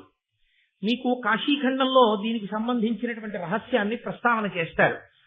పృథు మహారాజు గారు ఒకనకొకప్పుడు ఒక పెద్ద యజ్ఞం చేశాడు. ఆ యజ్ఞగుండంలోంచి ఒక మహాపురుషుడు ఆవిర్భవించాడు. అగ్నికుండ సముద్భూత సూత నిర్మల మానస. ఆయన బయటికి వచ్చినప్పుడు ఆ పృథు చక్రవర్తి యొక్క యజ్ఞగుండంలోంచి ఆయన ఆవిర్భవిస్తే ఆయన్ని పిలిచారందరూ. అగ్నిగుండ సముద్భూత, అగ్నిగుండంలోంచి జన్మించిన వాడా, నిర్మల మానస, నిర్మలమైన మనస్సు కలవాడా అని పిలిచారు. ఈయన వేదవ్యాసుడికి శిష్యుడయ్యాడు. శిష్యుడై పురాణ వాంగ్మయాన్నంతటినీ కూడా, 18 మహాపురాణములనన్నింటినీ కూడా వేదవ్యాసుడి వలన ఉపదేశంగా పొందాడు. పొంది ఈ పురాణములనన్నిటినీ కూడా ప్రవచనం చేయడమే తన యొక్క ప్రధాన ధ్యేయంగా పెట్టుకున్నాడు.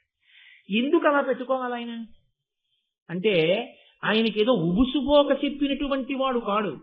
ఆయన దేనికి చెప్పుకున్నాడు ఈ పురాణాన్ని అంటే, ఆయన చెప్పేటప్పుట పొంగిపోయి ఆ కథలో తాను లీనమైపోయి ఎంత పరవశించిపోయేవాడంటే లోపల తాను ఏ ఘట్టాన్ని వర్ణిస్తున్నాడో ఆ ఘట్టాన్ని తాను దర్శనం చేసి పరవశించి చెప్పేవట.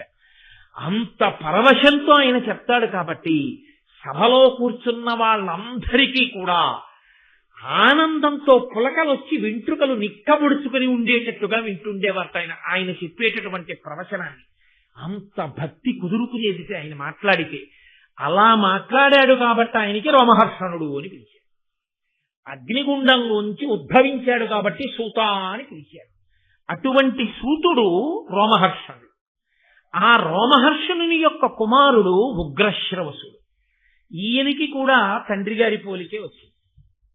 ఈయనకి కూడా ఏమిటి పని అంటే పురాణ ప్రవచనం చేస్తుంటాయి. ఈ పురాణ ప్రవచనం ఎందుకు చేస్తారో తెలుసా అండి? పురాణ ప్రవచనము భూతద్దం పెట్టి వస్తువుని చూపించడం అంటుంది శాస్త్రం. వేదం ఉంటుంది. వేదము రాజశాసనం ఎలా మాట్లాడుతుందో అలా మాట్లాడుతుంది. సత్యం వద ధర్మం చరా అంతే, ఇంకేం అందం, ఊరుకుంటుంది. ఇప్పుడు వేదంలో ఉండేటటువంటి సమస్త ఆచారకాండని స్మృతులు చెప్తాయి. స్మృతి అంటే ఏ ఋషి వాటన్నింటినీ తీసి వేదంలోంచి క్రోడీకరించాడో ఆ ఋషి పేరు మీదుగా స్మృతి వస్తుంది. యాజ్ఞవల్కుడు క్రోడీకరించాడు అనుకోండి, యాజ్ఞవల్క స్మృతి. గౌతముడు క్రోడీకరిస్తే గౌతమ స్మృతి. మనువు క్రోడీకరిస్తే మనుస్మృతి. ఇలా వస్తాయి. ఈ స్మృతికి ఆధారం శృతే, వేదమే. వేదంలోంచే తీస్తారు. కాబట్టి శృచేరివార్థం స్మృతిరన్వగచ్చత్ అంటారు కాళిదాసు. ఆవు వెంట దూడ ఎలా వెడుతుంది అంటే శృతి వెంట స్మృతి వెళ్ళినట్టు అన్నాడు దిలీపుడి కోసం అని చెప్పి ఆయన మా దిలీపుడు మహానుభావుడు ఆ గోవుని రక్షణ చేసినటువంటి సందర్భంలో కాళిదాస మహాకవి రఘువంశ మహాకావ్యంలో ఈ ప్రయోగం చేస్తాడు. శృతిరివార్థం స్మృతిరన్వగచ్చత్ అని. ఆవు వెంట దూడ వెళ్ళిపోయినట్టు వేదం ఏం చెప్పిందో దాన్నే స్మృతులు చెప్తాయి. కానీ అక్కడక్కడక్కడక్కడ చెప్పిన విషయాలన్నీ తీసి ఋషి క్రోడీకరిస్తాడు. క్రోడీకరించి చెప్తే దాన్ని స్మృతి అంటారు. ఇప్పుడు శృతి స్మృతి ఈ రెండు ఏం చెప్తాయంటే మనం ఎలా ప్రవర్తించాలో ప్రామాణికంగా మనకి చెప్తాయి, ఈశ్వరవాక్కు కాబట్టి. కానీ దాని మీద మనకి బాగా బుద్ధి కుదురుకోవాలనుకోండి, పురాణం వినాలి. పురాణం వింటే వేదాన్ని స్మృతిని విన్నట్టే. ఎందుకని? ధర్మంచరా, నువ్వు ధర్మమునే అనుష్ఠించు. ధర్మమే అనుష్ఠిస్తే ఏమవుతుందండి? రామాయణం విని నీకు అర్థమవుతుంది ధర్మం అంటే ఏమిటో, ఎలా రక్షిస్తుందో. ఇప్పుడు వేదంలో ధర్మంచర అన్న మాటని రామాయణ మహాకావ్యం రామచంద్రమూర్తి యొక్క జీవితంగా సమర్థించి చూపించి మీకు ధర్మమునందు పూనిక కల్పిస్తుంది. అయితే మళ్ళీ పురాణానికి చరిత్రకి ఓ తేడా ఉంటుంది. పురాణంకి చరిత్రకి ప్రధానమైన వ్యత్యాసం ఎక్కడుంటుందంటే ఒక వ్యక్తి పుట్టుక, ఒక వ్యక్తి పెరుగుదల, ఒక వ్యక్తి మరణము వరకే చరిత్ర మాట్లాడుతుంది. కృష్ణదేవరాయల వారు ఎప్పుడు పుట్టారు, ఎలా పెరిగారు, ఎన్ని విజయాలు సాధించారు, వెంకటరమణుని ఎలా సేవించారు, ఎలా మరణించారు, ఇవి చెప్తుంది. అది పురాణం చెప్పింది అనుకోండి. కృష్ణదేవరాయల వారి జీవుడు కృష్ణదేవరాయల వారిగా వచ్చి ఇంత గొప్ప వాడై ఆంధ్రభోజుడన్న కీర్తి ఎందుకు పొందగలిగాడో చెప్తుంది. కృష్ణదేవరాయల వారి శరీరం పడిపోయిన తర్వాత కృష్ణదేవరాయల వారి జీవుడు ఏమయ్యాడో కూడా చెప్తుంది. అందుకే సర్గశ్చ ప్రతిసర్గశ్చ వంశో మన్వంతరానిచ, అక్కడ సర్గ ప్రతిసర్గ నియమంతో వంశాన్నంతటినీ మన్వంతరములన్నింటినీ వర్ణిస్తూ జీవుడు ఎలా వైక్లభ్యాలు పొంది శరీరాల్ని మార్చుకుని చిట్ట చివరికి ఈశ్వరుడు ఎందుకు చేరాడు అన్న విషయాన్ని వర్ణిస్తుంది. భరతుడు అంతారణ్యానికి వెళ్ళి ఒక లేడి మీద వ్యామోహం పెట్టుకున్నందుకు మళ్ళీ దేనిగా పుట్టాడు. అప్పుడు ఆ వ్యామోహం ఎలా పోయింది, అదే చరిత్ర అనుకోండి. ఆయన ఒక శరీరంలో ఉన్నంత వరకు మాత్రమే చరిత్ర మాట్లాడుతుంది. అందుకే చరిత్ర ఆత్మోద్ధరణకు హేతువుగా నిలబడుతుందని చెప్పడం కష్టం. కానీ పురాణం మాత్రం ఆత్మోద్ధరణకి హేతు అవుతుంది. శృతి యందు స్మృతి యందు ఉన్నదాన్ని పురాణము భూతద్దంలో పెట్టి చూపిస్తుంది. శృతి వింటే నాకు అర్థమైందండి అని అందరూ చెప్పలేరు, కానీ వేదాన్ని వినడమే చాలు. స్మృతి వింటే నాకు అర్థమైందండి అని అందరూ చెప్పగలరా అంటే చెప్పడం కష్టం. పురాణం వింటే నాకు అర్థం కాలేదండి అనడానికి ఏమి ఉండదు. ప్రవచనం అన్న మాటకు అర్థం ఏంటంటే ప్రకృష్ట వచనం. బాగా ఊపి చూసి కర్ర బాగా పాతుకుందో లేదో ఆయనే ఊపి చూస్తాడు ఒకసారి. అలా పూర్వాపర విచారణ చేస్తూ కథని సమర్థిస్తూ శృతితో స్మృతితో అనుసంధానం చేస్తూ జరిగినటువంటి మాట తేలికగా మన మనసులో ధర్మం నిలబడేటట్టుగా చేస్తుంది. మనం ధర్మమునందు అనురక్తులమయ్యేటట్టు చేస్తుంది. అందుకు ప్రవచనం చేశారు. సూతుడు చేసిన, రోమహర్షణుడైన సూతుడు చేసిన, ఆయన కొడుకైనటువంటి ఉగ్రశ్రవసుడు చేసిన, దేని కొరకు చేశారు ప్రవచనం అంటే వాళ్ళకేదో ఉబుసుపోక కాలక్షేపం లేక అదే పనిగా చెప్పుకుంటూ వెళ్ళిన వాళ్ళు కారు. అందుకే మీకు ఈ పురాణ ప్రవచనము అనబడేటటువంటి ఈ ప్రక్రియ ప్రపంచపటంలో ఏ దేశంలో, ఏ సంప్రదాయంలో, ఏ విశ్వాసంలో మీకు కనపడదు. పురాణమును ప్రవచనము చెయ్యడము అనేటటువంటిది కేవలము సనాతన ధర్మమునందు మాత్రమే ఉన్నది. కాదు, మీకు ఒక యథార్థం చెప్తాను. దేవాలయానికి వచ్చినప్పుడు పెద్దలైనటువంటి వారు ఒక మాట అడుగుతారు, ఇక్కడ ఎప్పుడైనా రామాయణం చెప్పారా అని అడుగుతారు. ఇక్కడ రామాయణం చెప్పారండి అన్నారు అనుకోండి, ఆ ప్రాంగణానికి ఒక ప్రత్యేకమైన శక్తి ఉంటుంది. అన్నిటికన్నా ఒక ప్రాంగణం పునీతమైంది అని ఎప్పుడు చెప్తారో తెలుసా అండి? అక్కడ భారతం చెప్పి ఉంటే. దేవాలయ ప్రాంగణంలో కూర్చుని భారతం చెప్పినా, దేవాలయ ప్రాంగణంలో కూర్చుని భారతం విన్నా, అది సర్వోత్కృష్టమైనటువంటి స్థితిని కల్పిస్తుంది. అందుకే భారతం వినని వారు ఉండరు. దేవాలయ ప్రాంగణంలో కూర్చుని భారతం వినండి అని ఎందుకు చెప్తారంటే, నేను ఇలా అన్నానని మీరు అనుకోవద్దు. ఇదే భారతాన్ని పట్టుకెళ్ళి మీరు ఒక ఆడిటోరియంలో చెప్పారనుకోండి, మీ చెప్పులు పెట్టుకునే స్టాండ్ లేదనో, షూ కీపింగ్ స్టాల్ లేదనో మీరు చెప్పులు వేసుకుని కూర్చుని వెళ్ళి వింటారు.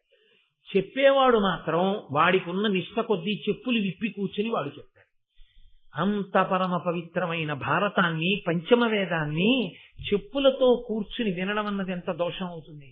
అదే ఒక దేవాలయ ప్రాంగణం అనుకోండి, మీరు చెప్పులు విప్పి లోపలికి వస్తారు. ఈశ్వరుని యొక్క సముఖంలో, ఆయన ఎదురుగుండా, ఆయన సభామంటపంలో కూర్చుని మహాభారతం వినడం అంటే కోట్ల కోట్ల కోట్ల జన్మల తర్వాత తప్ప జీవుడికి ఆ అధికారాన్ని పొందే అదృష్టాన్ని ఇవ్వరు అని శాస్త్రములు తెగేసి చెప్తారు. ఎందుకని అంటే మహాభారత ప్రవచనాన్ని వినడమే అంత గొప్ప. ఎందుకని? ప్రతి చోట ధర్మ సూక్ష్మ సమన్వయమే, ప్రతి మాటలో ధర్మ సూక్ష్మ సమన్వయమే. అంత గొప్పగా ధర్మము అనబడేటటువంటి పతాకాన్ని ఎగరవేస్తుంది మహాభారతం. కాబట్టి ఇప్పుడు అక్కడికి ఈ ఉగ్రశ్రవసుడు ఆయన ప్రవచనం చేయగలిగినటువంటి దిట్ట, ఆయన అక్కడికి వచ్చారు. ఆయనకెవరు కనబడ్డారు? శౌనకుడు, శౌనకుడితో పాటుగా అక్కడ బ్రహ్మర్షులు ఉన్నారు. ఇప్పుడు ఎవరు ముందు నమస్కారం చెయ్యాలి? కాబట్టి ఉగ్రశ్రవసుని యొక్క వినయం ఏమిటంటే ఆయనే బ్రహ్మర్షులకు నమస్కారం చేశారు. నమస్కారం చేసి కూర్చుంటే వాళ్ళందరూ గబగబాయన చుట్టూ చేరారు. ఒక మహాత్ముడు కనపడినప్పుడు ఆయనతో ఏది మాట్లాడాలో, ఎలా మాట్లాడాలో తెలిసుండి మాట్లాడిన వాడు ధన్యతని పొందినవాడు తప్ప, ఎవరి దగ్గర ఏది మాట్లాడాలో తెలియక మాట్లాడిన వాడు అవకాశం వచ్చినా జార విడుచుకున్నవాడు. ఆయనని వాళ్ళు ప్రశ్న వేశారు, అయ్యా మేమందరం కూడా ఇదిగో ఈ నైమిషారణ్యంలో చేరాం, ఇక్కడ 12 సంవత్సరములు జరిగేటటువంటి సత్రయాగాన్ని నిర్వర్తిస్తున్నాం, మేమందరం కూడా భగవంతుని యొక్క పుణ్యకథలు వినడమునందు అనురక్తులమైనటువంటి వాళ్ళం. నీవు మాకు ఏమైనా భగవత్ సంబంధమైనటువంటి విశేషాలు చెప్పవలసింది. నువ్వు ఎక్కడెక్కడ తిరిగి వచ్చావు, ఈ మధ్యకాలంలో ఏం చూశావు, ఏ తీర్థముల యందు స్నానం చేశావు, ఏ క్షేత్రములు చూశావు అని అడిగారు. మనకి శాస్త్రంలో ఇదో గమ్మత్తైనటువంటి మాట, తీర్థయాత్ర అంటాం తప్ప క్షేత్రయాత్ర అనం. నిజానికి వాడు వెంకటాచలం వెళ్ళొచ్చాడు, తిరుపతి వెళ్ళొచ్చాడు. ఎక్కడికి వెళ్ళొచ్చారండి అన్నారు అనుకోండి, తీర్థయాత్రకి వెళ్ళానండి అంటాడు. తీర్థయాత్రకి వెళ్ళానన్నావు కదా, ఏం చేశావు? వెంకటాచలం వెళ్ళి వాళ్ళు ఇచ్చిన రూమ్ లో గీత వేసుకుని స్నానం చేసి వెంకటేశ్వర స్వామి వారి దర్శనం చేసుకొచ్చాడు స్వెటర్ వేసుకుని. అదే తీర్థయాత్ర కాదు. ప్రకృష్టమై పరమ పవిత్రమైన ప్రదేశముల యందు అనేకమైన పేర్లతో తీర్థములుంటాయి. ఒక వెంకటాచల క్షేత్రం ఉందనుకోండి, ఎన్నో తీర్థములుంటాయి. తీర్థము అన్న మాటకు అర్థం ఏంటంటే దాని యందు స్నానం చేస్తే మీకు ఇచ్చే శక్తి ఏమిటిస్తారో తెలుసా అండి? మీరు ఒక యజ్ఞము చేసిన ఫలితాన్ని మీ ఖాతాలో వేస్తారు. యజ్ఞము చేస్తే సోమయాజి అంటారు. వాడు యజ్ఞం చెయ్యాలి. గృహస్థాశ్రమంలో ప్రవేశించేది ఎందుకు అంటే యజ్ఞం చేయడం కోసం, యాగం చేయడం కోసం.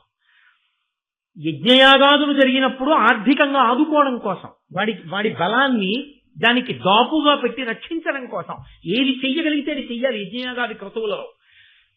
కానీ వాడు అన్ని చెయ్యలేకపోతున్నాడేమోనని అనుగ్రహించి ఈశ్వరుడు కలియుగంలో తీర్థములను ప్రవహింపజేశాడు. తీర్థము వేరు, నది వేరు. తీర్థమునందు స్నానం చేస్తే యజ్ఞం చేసిన ఫలితం ఇస్తారు. వేదంలో చెప్పారు ఈ మాట. కాబట్టి తీర్థమునకు వెళ్ళిన వాడు ఏం చెయ్యాలి అంటే, యాత్రకు వెళ్ళిన వాడు తీర్థంలో స్నానం చేసి రావాలి. వాడు తీర్థంలో స్నానం చేసి వచ్చిన వాడు కనుక వాడు యజ్ఞము చేసి వస్తున్న వాడితో సమానం. కాబట్టి ఇప్పుడు వాడు స్నానం చేసి ఉన్నాడా లేడా చూడరు. వాడు రైలు దిగ్గానే కనపడినా తీర్థయాత్రకు వెళ్ళొచ్చాడంటే కాళ్ళకి నమస్కారం చేస్తాడు. యజ్ఞం చేసి వస్తున్న వాడితో సమానం అవుతాడు వాడు. అందుకని యాత్రకు వెడితే స్నానం చేస్తాం. అందుకు కదా మనం కాంచీ క్షేత్రానికి వెడితే అందరం కలిసి చక్కగా అక్కడ క్షేత్రంలో ఉన్నటువంటి ఒక గొప్ప దేవాలయంలో రథసప్తమి నాడు సంకల్పం చెప్పుకుని అందరం ఆ జిల్లేడాకులు రేగుపండు పెట్టుకుని అవన్నీ ఎందుకు పెట్టుకుంటారో ముందు 4 మంచి మాటలు చెప్పుకుని సంకల్పం చేసుకుని అందరం అక్కడ ఉన్నటువంటి తీర్థంలో స్నానం చేసి వచ్చాం. అది చెయ్యాలి. అలా చెయ్యమని శాస్త్రాలు చెప్తున్నాయి. కాబట్టి వాళ్ళందరూ అక్కడ చేరి ఉన్నది ఎందుకు అంటే, నువ్వు ఏ ఏ తీర్థములలో స్నానం చేసి వచ్చావు నీకన్నీ తెలుసు. నువ్వు పురాణ వాంగ్మయం అంతా చదువుకున్నావు కాబట్టి ఎక్కడ ఏ క్షేత్రం ఉందో తెలుసు, ఏ తీర్థం ఉందో తెలుసు. కాస్త పెద్ద ఆయనతో ఎందుకు వెళ్తారండి యాత్రకి? వాళ్ళు తిరగలేక ఎవరితో వెళ్ళారో, ఎవడు కొంచెం అందులో తెలుసున్నవాడు అనుకుంటారో వాడి పెట్టి వీళ్ళందరూ పట్టుకుంటారు. ఆయన పెట్టి పట్టుకోవడం ఎందుకు అంటే, ఆయనకి తెలుసు, ఆయన 4 మాటలు చెప్పి చూపిస్తాడని తాపత్రయం. అలా వెళ్ళలేకపోయిన వాళ్ళు అయ్యా ఏమి చూసి వచ్చారంటే మిగిలిన వాళ్ళని అడిగి తెలుసుకుని సంతోషిస్తారు కదా. అలా మీరేమేమి చూసి వచ్చారో మీకు అన్ని తెలిసి ఉంటాయి కదా. కాబట్టి మాకు చెప్పండి. తీర్థయాత్రకి వెళ్ళొచ్చిన వాళ్ళింటికి వెళితే అడగవలసిన ప్రశ్న ఇది. వాళ్ళు కూడా ఏం మాట్లాడాలంటే, వాళ్ళు తీర్థయాత్ర ప్రారంభం దగ్గర నుంచి మననం చేసుకోవాలి. ఎక్కడెక్కడికి వెళ్ళాం, ఏ ఏ గుళ్ళోకి వెళ్ళాం, ఆ గుళ్ళో ఏం చూసాం, అక్కడ స్థల పురాణం ఏమిటి, ఏ తీర్థం, దాని గొప్పతనం ఏమిటి, ఏం స్నానం చేశాం, అక్కడ ఏ మహాత్ముల గురించి మనం విన్నాం, వాళ్ళు జ్ఞాపకం పెట్టుకుని ఇంటికి వచ్చిన వాళ్ళకి వాళ్ళు చెప్తూ పోతే ఆ చెప్పడం చేత విన్నవాడు తరిస్తాడు, వీళ్ళకి మననమవుతుంది. మళ్లీ మళ్లీ తీర్థముల పేరు, మళ్లీ మళ్లీ క్షేత్రముల పేరు స్మరించినంత మాత్రం చేత ప్రాసంగిక పుణ్యం పడుతుంది. అది గమ్మత్. మీరు కంచి వెళ్ళొచ్చి అయ్యా ఎక్కడికి వెళ్ళొచ్చారండి అన్నారు అనుకున్నా, భయ ఏదో వెళ్ళలేదురా, ఊరు పేరు కూడా నిద్ర లేదు సరిగ్గా, వాడు పడుకొని ఇచ్చాడేంటి, రాత్రి 11ంటికి పడుకోమనేవాడు, మళ్ళీ 4:30కి లేవండనేవాడు. ఇంకేం నిద్ర, అమ్మ నాయన ఇంకెప్పుడు వెళ్ళకూడదన్నారు అనుకోండి, ఆ ఊరి పేరు కూడా చెప్పకుండా ఇంకెందుకు ఆ యాత్ర చేయడం కాదు. మీరు స్మరించి 4 మాటలు చెప్తున్నారు అనుకోండి. అరుణాచలం వెళ్ళామండి, గిరి ప్రదక్షిణం చేశాం అంటే, గిరి ప్రదక్షిణ ఏంటండి అంటే స్థూల శివుడు అండి, కొండ, 8 దిక్కుల దేవాలయాలు ఉన్నాయి, దక్షిణాన యమలింగంతో ప్రారంభం అని మీరు వర్ణన చేస్తుంటే మానసికంగా వెళ్ళిపోతుంటారు. ఒకసారి మీరు మాట్లాడుతుంటే ప్రాసంగిక పుణ్యం, ఆ పేర్లు కలుసుకున్నారు కాబట్టి. అందుకే తీర్థయాత్ర అన్న మాట మీద అన్ని విషయాలు పేర్కొన్నాయి శాస్త్రాలు. సరే, ఇప్పుడు నేను మళ్ళీ తీర్థయాత్ర అనగానే అని మళ్ళీ ప్రవచనం ఎందుకు కానీ దాని గురించి అందుకు అడగడం. వాళ్ళు నైమిషారణ్యంలో ఉన్న వాళ్ళు చేతకాక ప్రశ్న వేశారని మీరు అనుకోకూడదు. మహాభారతము ధర్మ సూక్ష్మ సమన్వయము. మహాభారతం వింటే మనం ఏం చెయ్యాలో మీరు తెలుసుకోవాలి, నేను తెలుసుకోవాలి. కాబట్టి ఆ ఊంచుకోవడం కోసం భారతం వినడం తప్ప, నన్నయ్య గారు బాగా రాశారని నన్నయ్య గారికి సర్టిఫికెట్ ఇవ్వడానికి భారతం చదువుకోవడం ఎందుకు? నన్నయ్య గారికి సర్టిఫికెట్లు మీరు నేను ఇవ్వక్కర్లేదు, ఆయన తరించిపోయారు. ఆయనకి సర్టిఫికెట్ ఇవ్వడానికి భారతం చదువుకోక్కర్లేదు, మనం తరించడానికి నన్నయ్య గారి దగ్గర ఏం నేర్చుకోవాలో తెలుసుకోవడానికి భారతం వినాలి. కాబట్టి ఇప్పుడు ఆయన బ్రహ్మర్షులకు నమస్కరించారు, వాళ్ళందరూ ఆయన్ని ప్రశ్న వేశారు. ఆయన అన్నారు, శమంతక పంచకాన్ని చూసి వచ్చారు. ఎందుకు ఈ మాట వచ్చింది అంటే, వాళ్ళు ప్రశ్న వేసేటప్పటికే వీళ్ళకి ఇది చెప్తే బాగుండన్న ఉత్సాహం ఒకటి పిల్లుపుకుతోంది ఆయనలో. అంటే ఇది చెప్తే బాగుండని ఆయనకు అనిపించింది అంటే, అన్నీ తెలుసున్నవాడు ఇది చెప్తే బాగుంటుంది అనుకున్నాడు అంటే అది ప్రయోజనకరమైన విషయము అని మీరు నమ్మవలసి ఉంటుంది కదా, లేకపోతే ఆయనకు ఆ పొంగెందుకు వస్తుంది? కాబట్టి ఆయనకి ఏది జ్ఞాపకం వచ్చిందంటే శమంతక పంచకం జ్ఞాపకానికి వచ్చింది. అక్కడ పరశురాముడు 21 మార్లు ఈ భూమండలం అంతా కూడా దండయాత్ర చేసి క్షత్రియులను తెగటార్చి వారి రక్తంతో 5 సరోవరాలను ఏర్పాటు చేసి ఆ రక్తంతో పితృదేవతలకి తర్పణ చేశాడు. అప్పుడు వాళ్ళు అయ్య బాబోయ్ ఇంకా ఇలాంటి అలజడి వద్దురా నాయన, ఇంకా క్షత్రియ సంహారం చెయ్యకని చెప్పిన తర్వాత ఆయన శాంతించాడు. అదిగో అంత గొప్ప ప్రదేశం ఆ శమంతక పంచకాన్ని, కురుక్షేత్రాన్ని, జనమేజయుణ్ణి, యాగాన్ని ఇవన్నీ చూసొస్తున్నారు. అంటే వాళ్ళన్నారు మేమేది వింటే బాగుంటుంది, మేమేది తెలుసుకుంటే బాగుంటుంది. ఇది అడగవలసింది. మీరు వేదిక మీద వెళ్ళిన వ్యక్తి దగ్గరికి తీసుకొచ్చి ఇలా ఓ కాగితం ఇచ్చి ఇది చెప్పండి అని అడగకూడదు. ఏది మీకు చెప్పాలో వేదిక మీద కూర్చున్న వాడికి తెలిసి ఉంటుందని మీరు నమ్మవలసి ఉంటుంది. అది వినయం. ఆ వినయం లేని వాడికి వినే అర్హత ఉండదు. ఆ వినయం ముందు నేర్చుకోవలసి ఉంటుంది. కాబట్టి ఆయన చెప్పాలి, మేము ఏది వింటే బాగుంటుంది, మాకు మీరు ఏది చెప్పాలనుకుంటున్నారో, మాకేది పురుషార్థాన్ని కల్పిస్తుంది, మాకు అటువంటి కథని, అటువంటి గ్రంథాన్ని, అటువంటి ఇతిహాసాన్ని, అటువంటి విషయాన్ని మాకు ప్రవచనం చేయవలసింది మహానుభావ అని వాళ్ళు ప్రార్థన చేస్తే ఆయన అన్నారు, మా గురువు మహానుభావుడు, వేదమంతా ఒక రాశిగా పడిపోయి ఉంటే కలియుగంలో ఉండేటటువంటి ఆయుర్దాయాన్ని దృష్టిలో పెట్టుకుని 4 వేదములు చదవగలిగిన వాళ్ళు ఉండరని వేదమును విభాగం చేసి రుక్, యజు, సామ, అధర్వణ వేదములని 4 వేదములుగా విభాగం చేసినటువంటి వేదవ్యాస భగవానుడు 18 పురాణములను వెలయించిన తరువాత పంచమ వేదమైనటువంటి మహాభారతాన్ని రచన చేశాడు.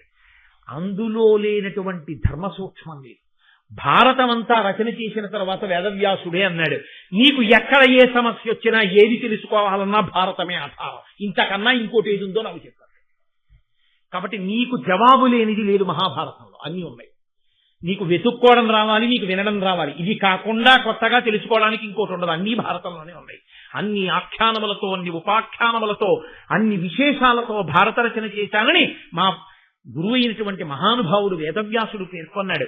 అటువంటి మహాభారతం ఉందే, దాన్ని ధర్మతత్వజ్ఞులు ధర్మశాస్త్రం బని, ఆధ్యాత్మ విధులు వేదాంతమనియు, నీతి విచక్షణులు నీతిశాస్త్రం బని, కవి వృషభులు మహాకావ్యమనియు, లాక్షణికులు సర్వలక్ష్య సంగ్రహమని, ఐతిహాసికులితిహాసమనియు, పరమ పౌరాణికుల్ బహుపురాణ సముచ్చయం బని మహి కొలియాడుచుండ, వివిధ వేద తత్వ వేది వేదవ్యాసుడు ఆదిముని పరాశరాత్మజుండు, విష్ణు సన్నిభుండు విశ్వజనీనమై పరగుచుండ చేసే భరతంబు.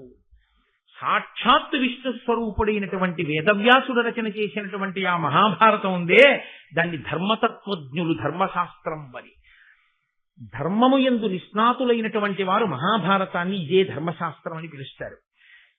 చూడండి, నన్నయ్య గారి అనురక్తి చూడండి. ఆంధ్రీకరించేటప్పుడు మహాభారతానికి కితాబు ఇవ్వవలసి వస్తే దాన్ని మొట్టమొదట ఏ పేరుతో దాన్ని అన్వయం చేశారో చూడండి, ధర్మం. ఈ ధర్మమే ప్రాతిపదిక, దీని పేరే సనాతన ధర్మం. ఆ ధర్మమునే బోధ చేయడానికే సమస్త వాంగ్మయం వచ్చింది. ఆధ్యాత్మ విధులు వేదాంతమనియు, వేదాంతము అంటే వేదముల చివర ఉండేవి ఉపనిషత్తులు. ఆ ఉపనిషత్తుల యందు శిష్యుడు గురువుని ప్రశ్న వేస్తాడు. ప్రశ్న వేస్తే గురువు మాట్లాడతాడు. మాట్లాడితే దాని వలన జ్ఞానము కలిగి ఆ జ్ఞానము వలన మళ్లీ పుట్టవలసిన అవసరము లేని పునరావృత్తి రహిత శాశ్వత శివ సాయుధ్య స్థితి ఏర్పడుతుంది. అటువంటి మోక్షకారకమైనటువంటి వేదాంతం ఏది ఉన్నదో ఆ వేదాంతమే మహాభారతమని వేదాంతులు చెప్తారు. నీతి విచక్షణులు నీతి శాస్త్రం బలి, లోకంలో నీతి మాట్లాడేటటువంటి వాళ్ళందరూ మహాభారతం కన్నా నీతి శాస్త్రం లేదు అంటారు. కాబట్టి మహాభారతం గురించి మాట్లాడినా, మహాభారతంలోని ఏ వ్యక్తి గురించి పుస్తకాలు రాసినా ఆ కోణంలో చూసి వ్రాయాలి, ఆ కోణంలోనే మహాభారతాన్ని చూడాలి తప్ప ఇంకొకలా చూసి కవిత్వపరమైన అన్వయాన్ని చేసే అధికారం ఎవరికి ఉండదు అన్నది తీర్పు. కాబట్టి కవి వృషభులు మహాకావ్యమనియు, గొప్ప కవులు దాన్ని మహాకావ్యము అని పిలిచారు. ఇంతకన్నా కావ్యం ఉండదు లోకంలో. లాక్షణికులు సర్వలక్ష్య సంగ్రహమని, లాక్షణికులు ఇంతకన్నా గొప్ప లక్ష్యశాస్త్రము వేరొకటి లేదు అన్నారు. ఐతిహాసికులు ఇతిహాసమనియు, ఇతిహాసము అన్న మాటకు అర్థం నేను నిన్న మీతో ప్రస్తావన చేశాను. ఇది ఇలాగే జరిగిన యథార్థమైన గాథ. యథార్థముగా జరిగిన ఒక గాథని ఇంత గొప్పగా చెప్పగలగడం వ్యాసుడికి తప్ప అన్యులకు సాధ్యం కాదు. అది భారతంలోనే సాధ్యమైనంత గొప్పగానని ఐతిహాసికులు ఇతిహాసమని పొగుడుతారు. పరమ పౌరాణికుల్ బహుపురాణ సముచ్చయం బని. పురాణములు చదివినటువంటి వారు మహాభారతంలో లేనటువంటి పురాణం లేదు. అన్ని పురాణములలో ఉన్న విశేషాలు మహాభారతంలో వస్తాయని మహాభారతానికి పెద్దపీట వేసి పొగుడుతారు. వివిధ వేద తత్వ వేది, అనేకమైనటువంటి వేదముల యొక్క తత్వానికంతటికి పుట్ట, ఆ మూలకందమైనటువంటి వేదవ్యాస మహర్షి ఉన్నారే, ఆదిముని మొట్టమొదటి మహర్షి, మహానుభావుడు, పరాశరాత్మజుండు, పరాశరుని యొక్క కుమారుడు, విష్ణు సన్నిభుండు, సాక్షాత్ విష్ణుస్వరూపమైనటువంటి వాడు, వ్యాసో నారాయణ స్వయం. అటువంటి వాడు మనకి అందించినటువంటి మహాభారతం. నేను దాని గురించి ప్రవచనం చేస్తాను, చక్కగా మీ అందరూ వినండి అని. అక్షౌహిణి అన్న మాటకు అర్థమేమిటో, పర్వం అంటే ఏమిటో, మహాభారతంలో ఎన్ని పర్వాలున్నాయో, ఆ పర్వాలలో ఉండేటటువంటి కథా సారాంశం ఏమిటో, ఒక్కొక్క పర్వానికి ఒక్కొక్క పేరు ఎందుకు వచ్చిందో 18 పర్వముల గురించి విహంగ వీక్షణంగా ఒక్కసారి చెప్పాడు. సంక్షేప రామాయణం అంటారు చూసారా, అలా ఒక్కసారి. ఇలా ఎందుకు చెప్తారో తెలుసా అండి? జిజ్ఞాసు అయినటువంటి వాడైతే అమ్మో ఇన్ని విషయాలున్నాయి, మనకి మళ్ళీ ఎలా అందుతుందిరా, ఇది వినాలి, ఇలా ఆయన చెప్పి వెళ్ళిపోవడం కాదు, వివరంగా విందామని బాగా నాకు వివరించి చెప్పండి అని అడుగుతారు. వివరించి చెప్పమని అడగడం శిష్యునకు ఉండవలసిన లక్షణం. ఓసారి అలా పైన చదివేస్తే విని సంతోషపడిపోయేతే అంతకన్నా లోతుగా తెలుసుకుందామనేటటువంటి జిజ్ఞాస లేకపోతే వాడు సరి అయిన అధికారి కాడు అని గుర్తు వినడానికి. కాబట్టి ఆ ఉత్సాహము ఉన్నవారేనా మహాభారతం నాకేనా సంతోషం, వీళ్ళు అలా వింటారా? ఒక్కసారి సంక్షేపంగా చెప్పాడే. వాళ్ళన్నారు కాదు కాదు, అలా నువ్వు ఏదో పర్వంలో ఇలా కదా, ఆదిపర్వం అంటే ప్రారంభం అంటే ఇదిగో ఇలా ఉంటుంది, ఇలా పాండవులు పుట్టారు, కౌరవులు పుట్టారు, వాళ్ళు పెద్దవాళ్ళు అయిపోయింది ఆదిపర్వం, సోహాపరం, అలా చెప్తే మేము ఒప్పుకోం. మాకు చాలా వివరంగా కావాలి. అందులో అబ్బో మాకు ఇన్ని, ఏదో అగ్నిహోత్రపు నెగడు దగ్గరికి వెళ్ళి కర్ర పట్టి తోస్తే ఒక్కసారి రవ్వలు పైకి వేగినట్టు నువ్వు చెప్పిన ఆదిపర్వం కథ వింటే మా మనసులో ఎన్ని ఆలోచనలు వచ్చేసాయో.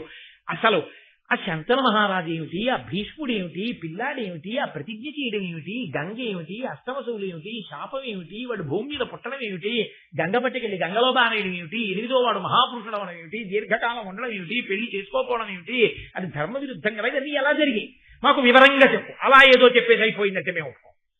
అంటే వాళ్ళకి జిజ్ఞాస ఉంది. చాలా సంతోషించాడు ఆయన. సంతోషించి ఆయన అన్నాడు, మీకు నేను తప్పకుండా అలాగే మహాభారతాన్ని వివరణ చేస్తాను వినండి అని జనమేజయుడి దగ్గర ప్రారంభం చేశాడు. ఎందుకని అప్పుడే కదా జనమేజయుడి యొక్క యాగశాల నుంచి వచ్చానని చెప్పాడు కదా. అందుకని ఇప్పుడు మహాభారతం అంటే ఆయన ప్రవచనం నైమిషారణ్యంలో మొట్టమొదట మహాభారతాన్ని ప్రస్తావన చేసేసరికి అప్పుడే ఆయన చూసి వచ్చినటువంటి ఆ యజ్ఞశాలతో కూడినటువంటి ఘట్టాల గురించి వివరణ చేస్తూ ప్రారంభం చేశాడు.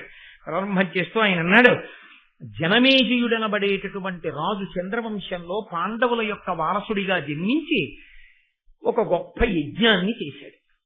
ఆ యజ్ఞంలో ఆయన తనకి అని కోరుకుని చేసిన వాడు కాడు.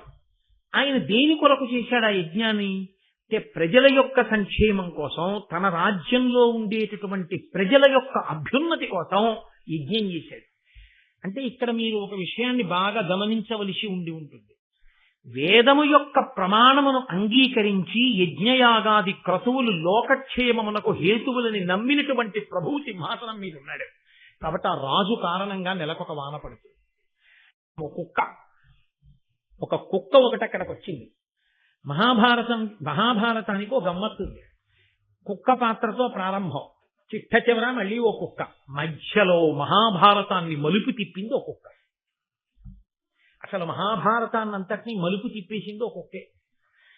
ఏకలవ్యుడు కుక్క నోట్లో 6 బాణాలు కొట్టుండకపోతే భారతం ఓలా ఉండుంది.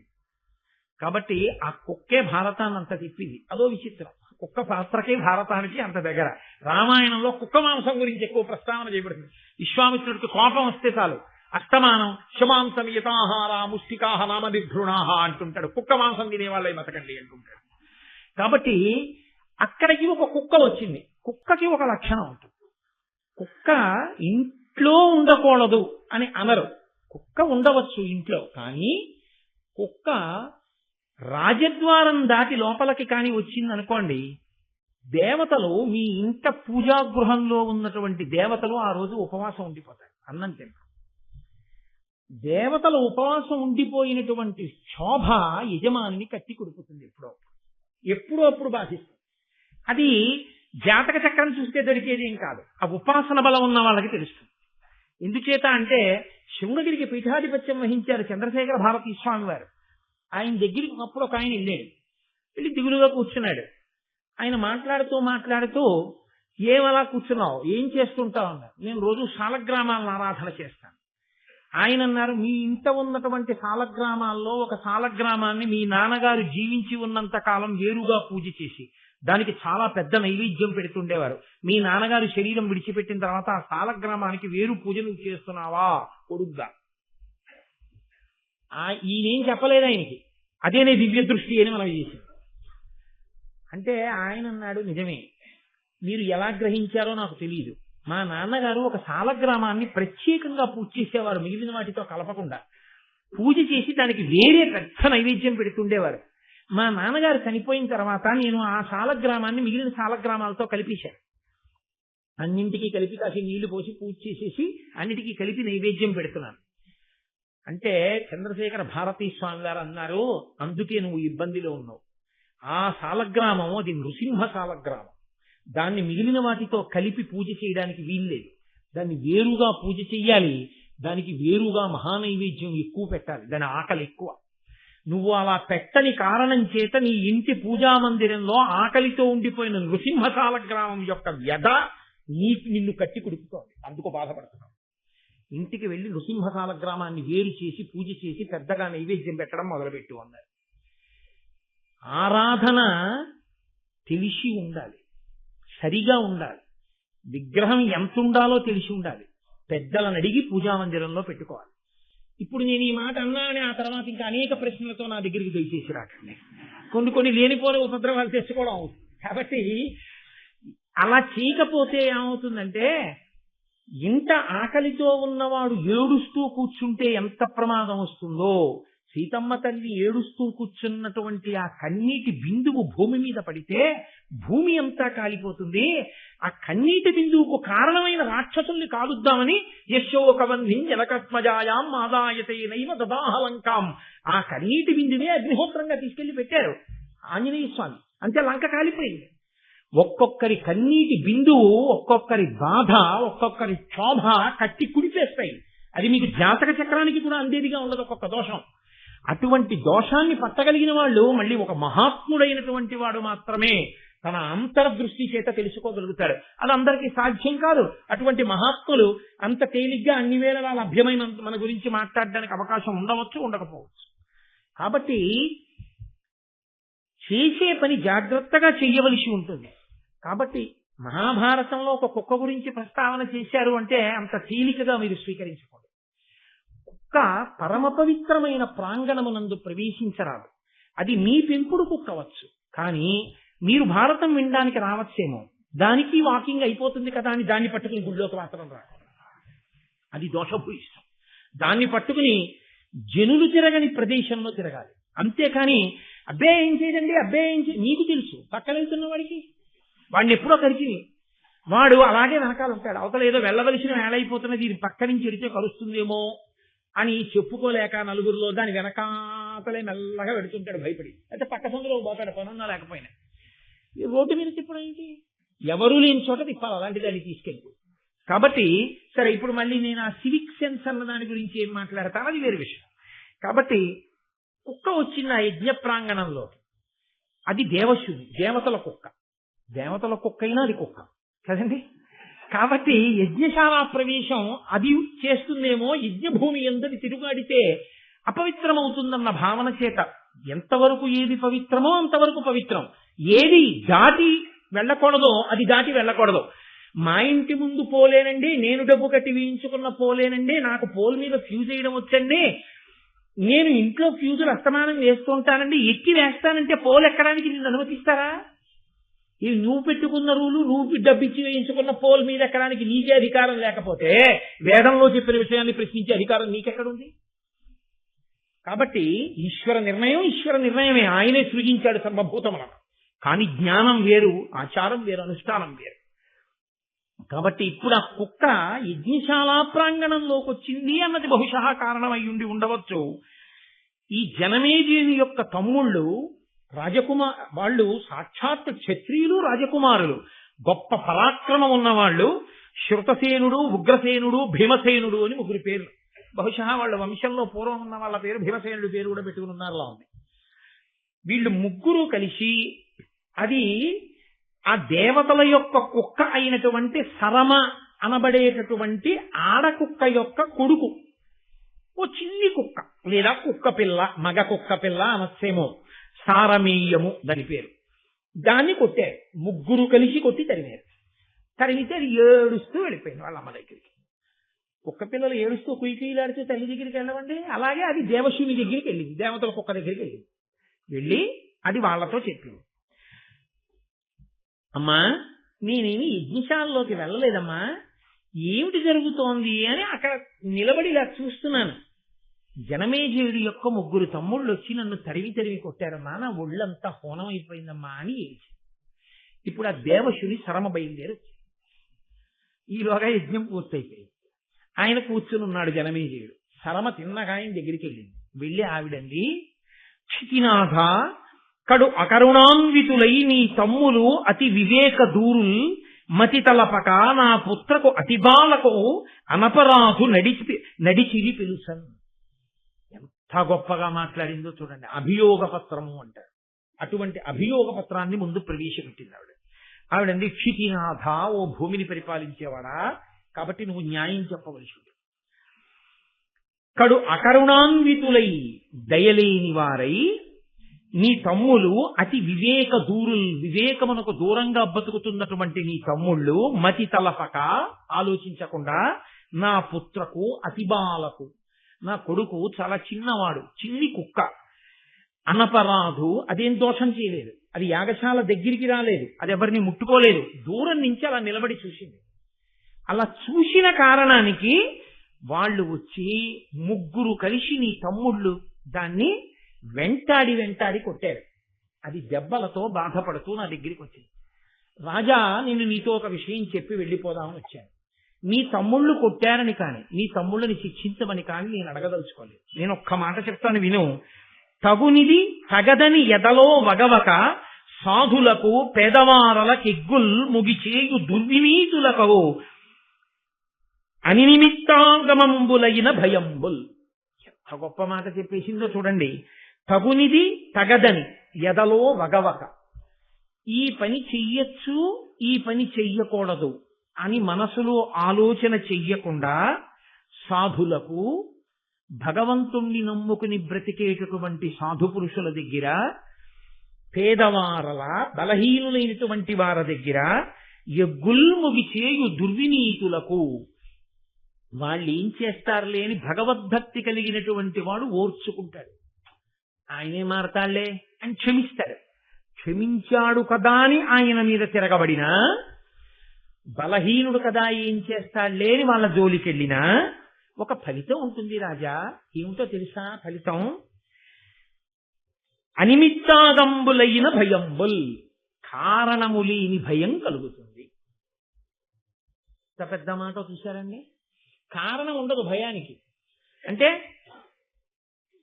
ఏదో ఒక కారణం మీకు అగుపించింది అనుకోండి, మీరు భయపడతారు. అయ్యి బాబోయ్, ఇప్పుడు ఇలా చేస్తే ఏమైనా అవుతుందేమో అనుకుంటారు. రాత్రి 10 గంటల వేళలో కటిక చీకట్లో పుట్టలు ఎక్కువగా ఉన్న ప్రదేశంలో చేత దీపం లేకుండా మీరు నడుస్తున్నారనుకోండి, అమ్మో నేను ఏమైనా పాము తొక్కుతానేమో అని మీరు అనుకుంటారు. పట్టపగలు 11 గంటల వేళ భానుగుడి జంక్షన్ లో ఉన్న అపార్ట్మెంట్ 3rd ఫ్లోర్ మెట్ల మీద త్రాచుపా ఉంటుందని మీరు ఊహిస్తారా? ఉంటుంది అని మీరు ఊహకు కూడా అందుతుందా?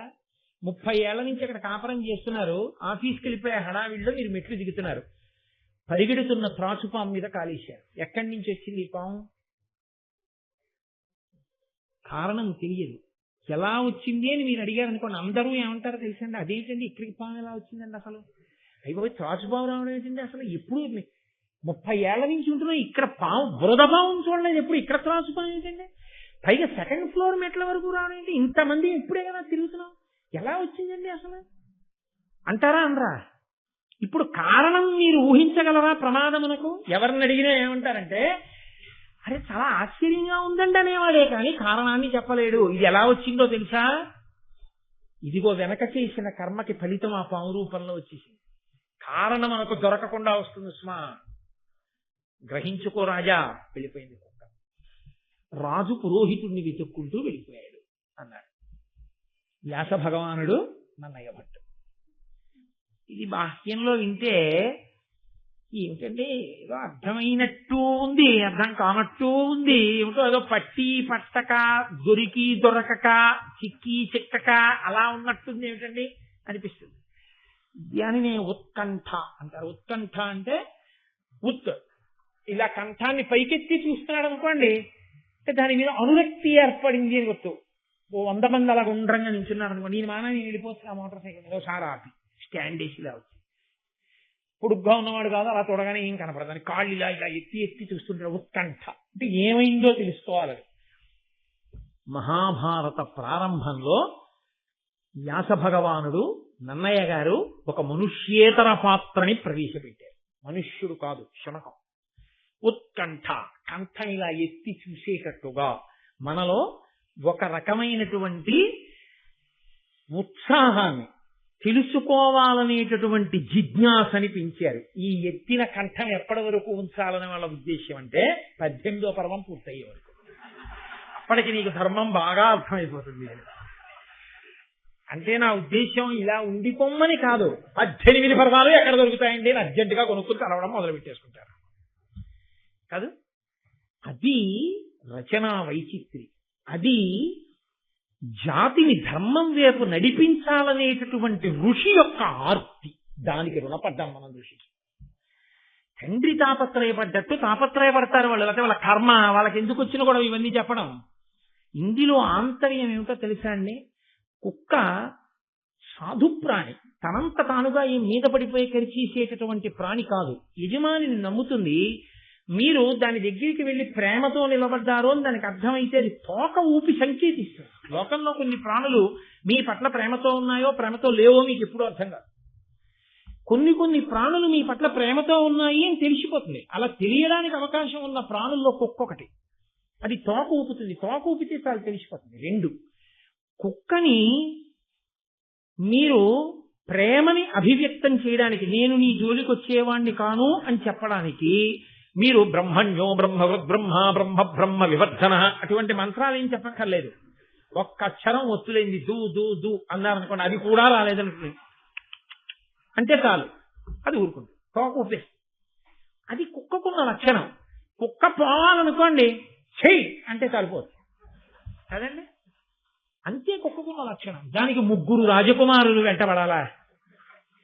3 రాజకుమారులు సైన్యం లేనట్టు, పిలిస్తే పలికేవాడు లేనట్టు, దిక్కులేని వాళ్ళల్లా ఇంత బలపరాక్రమాలతో వృద్ధి పొందినటువంటి చంద్రవంశంలో పాండవులకు వారసులుగా జన్మించిన వాళ్ళు జనమేజయుని యొక్క సోదరులు 3 రాజులు సిగ్గు లేకుండా ఒక కుక్క పిల్లని తరుగుతారా? 3 రాజులు తరమవలసినంత పెద్ద ప్రాణి అది. 3 రాజులు పరిగెత్తుకొస్తుంటే కుక్క పిల్ల ఎదురు నిలబడుతుందని మీరు ఊహించగలరా? అది వెంటనే పారిపోతుంది. పారిపోతున్న కుక్క పిల్లని 3 వైపుల నుంచి వచ్చి పారిపోవడానికి మార్గం లేకుండా చేసి కొడుతుంటే, అది నన్ను వదిలిపెడితే బాగుండు బాబోని కుయ్యో కుయ్యో కుయ్యో అని ఏడిచి పారిపోతే, అది తమ పరాక్రమం అనుకుని సంతోషపడిపోయి వెళ్లి యజ్ఞభూమిలో కూర్చున్నవాడు ఈశ్వరుడు ఎందుకు క్షత్రియుడిగా పుట్టించాడో ఆ బల పరాక్రమాలతో, ఆ ధనుర్వేదంతో ఎవరిని రక్షించాలో తెలుసుకోలేక, ఎవరితో యుద్ధం చెయ్యాలో తెలియక, అల్ప ప్రాణుల మీద ఇంత పరాక్రమాన్ని చూపించిన నీకు ఆ కుక్క ఎంత ఏడ్చిందో ఆ ఏడుపు యొక్క ప్రతిఫలంగా కారణం లేని ఆపద వస్తుంది. కారణం లేకుండా ఇంత బలం చూపించావు కాబట్టి.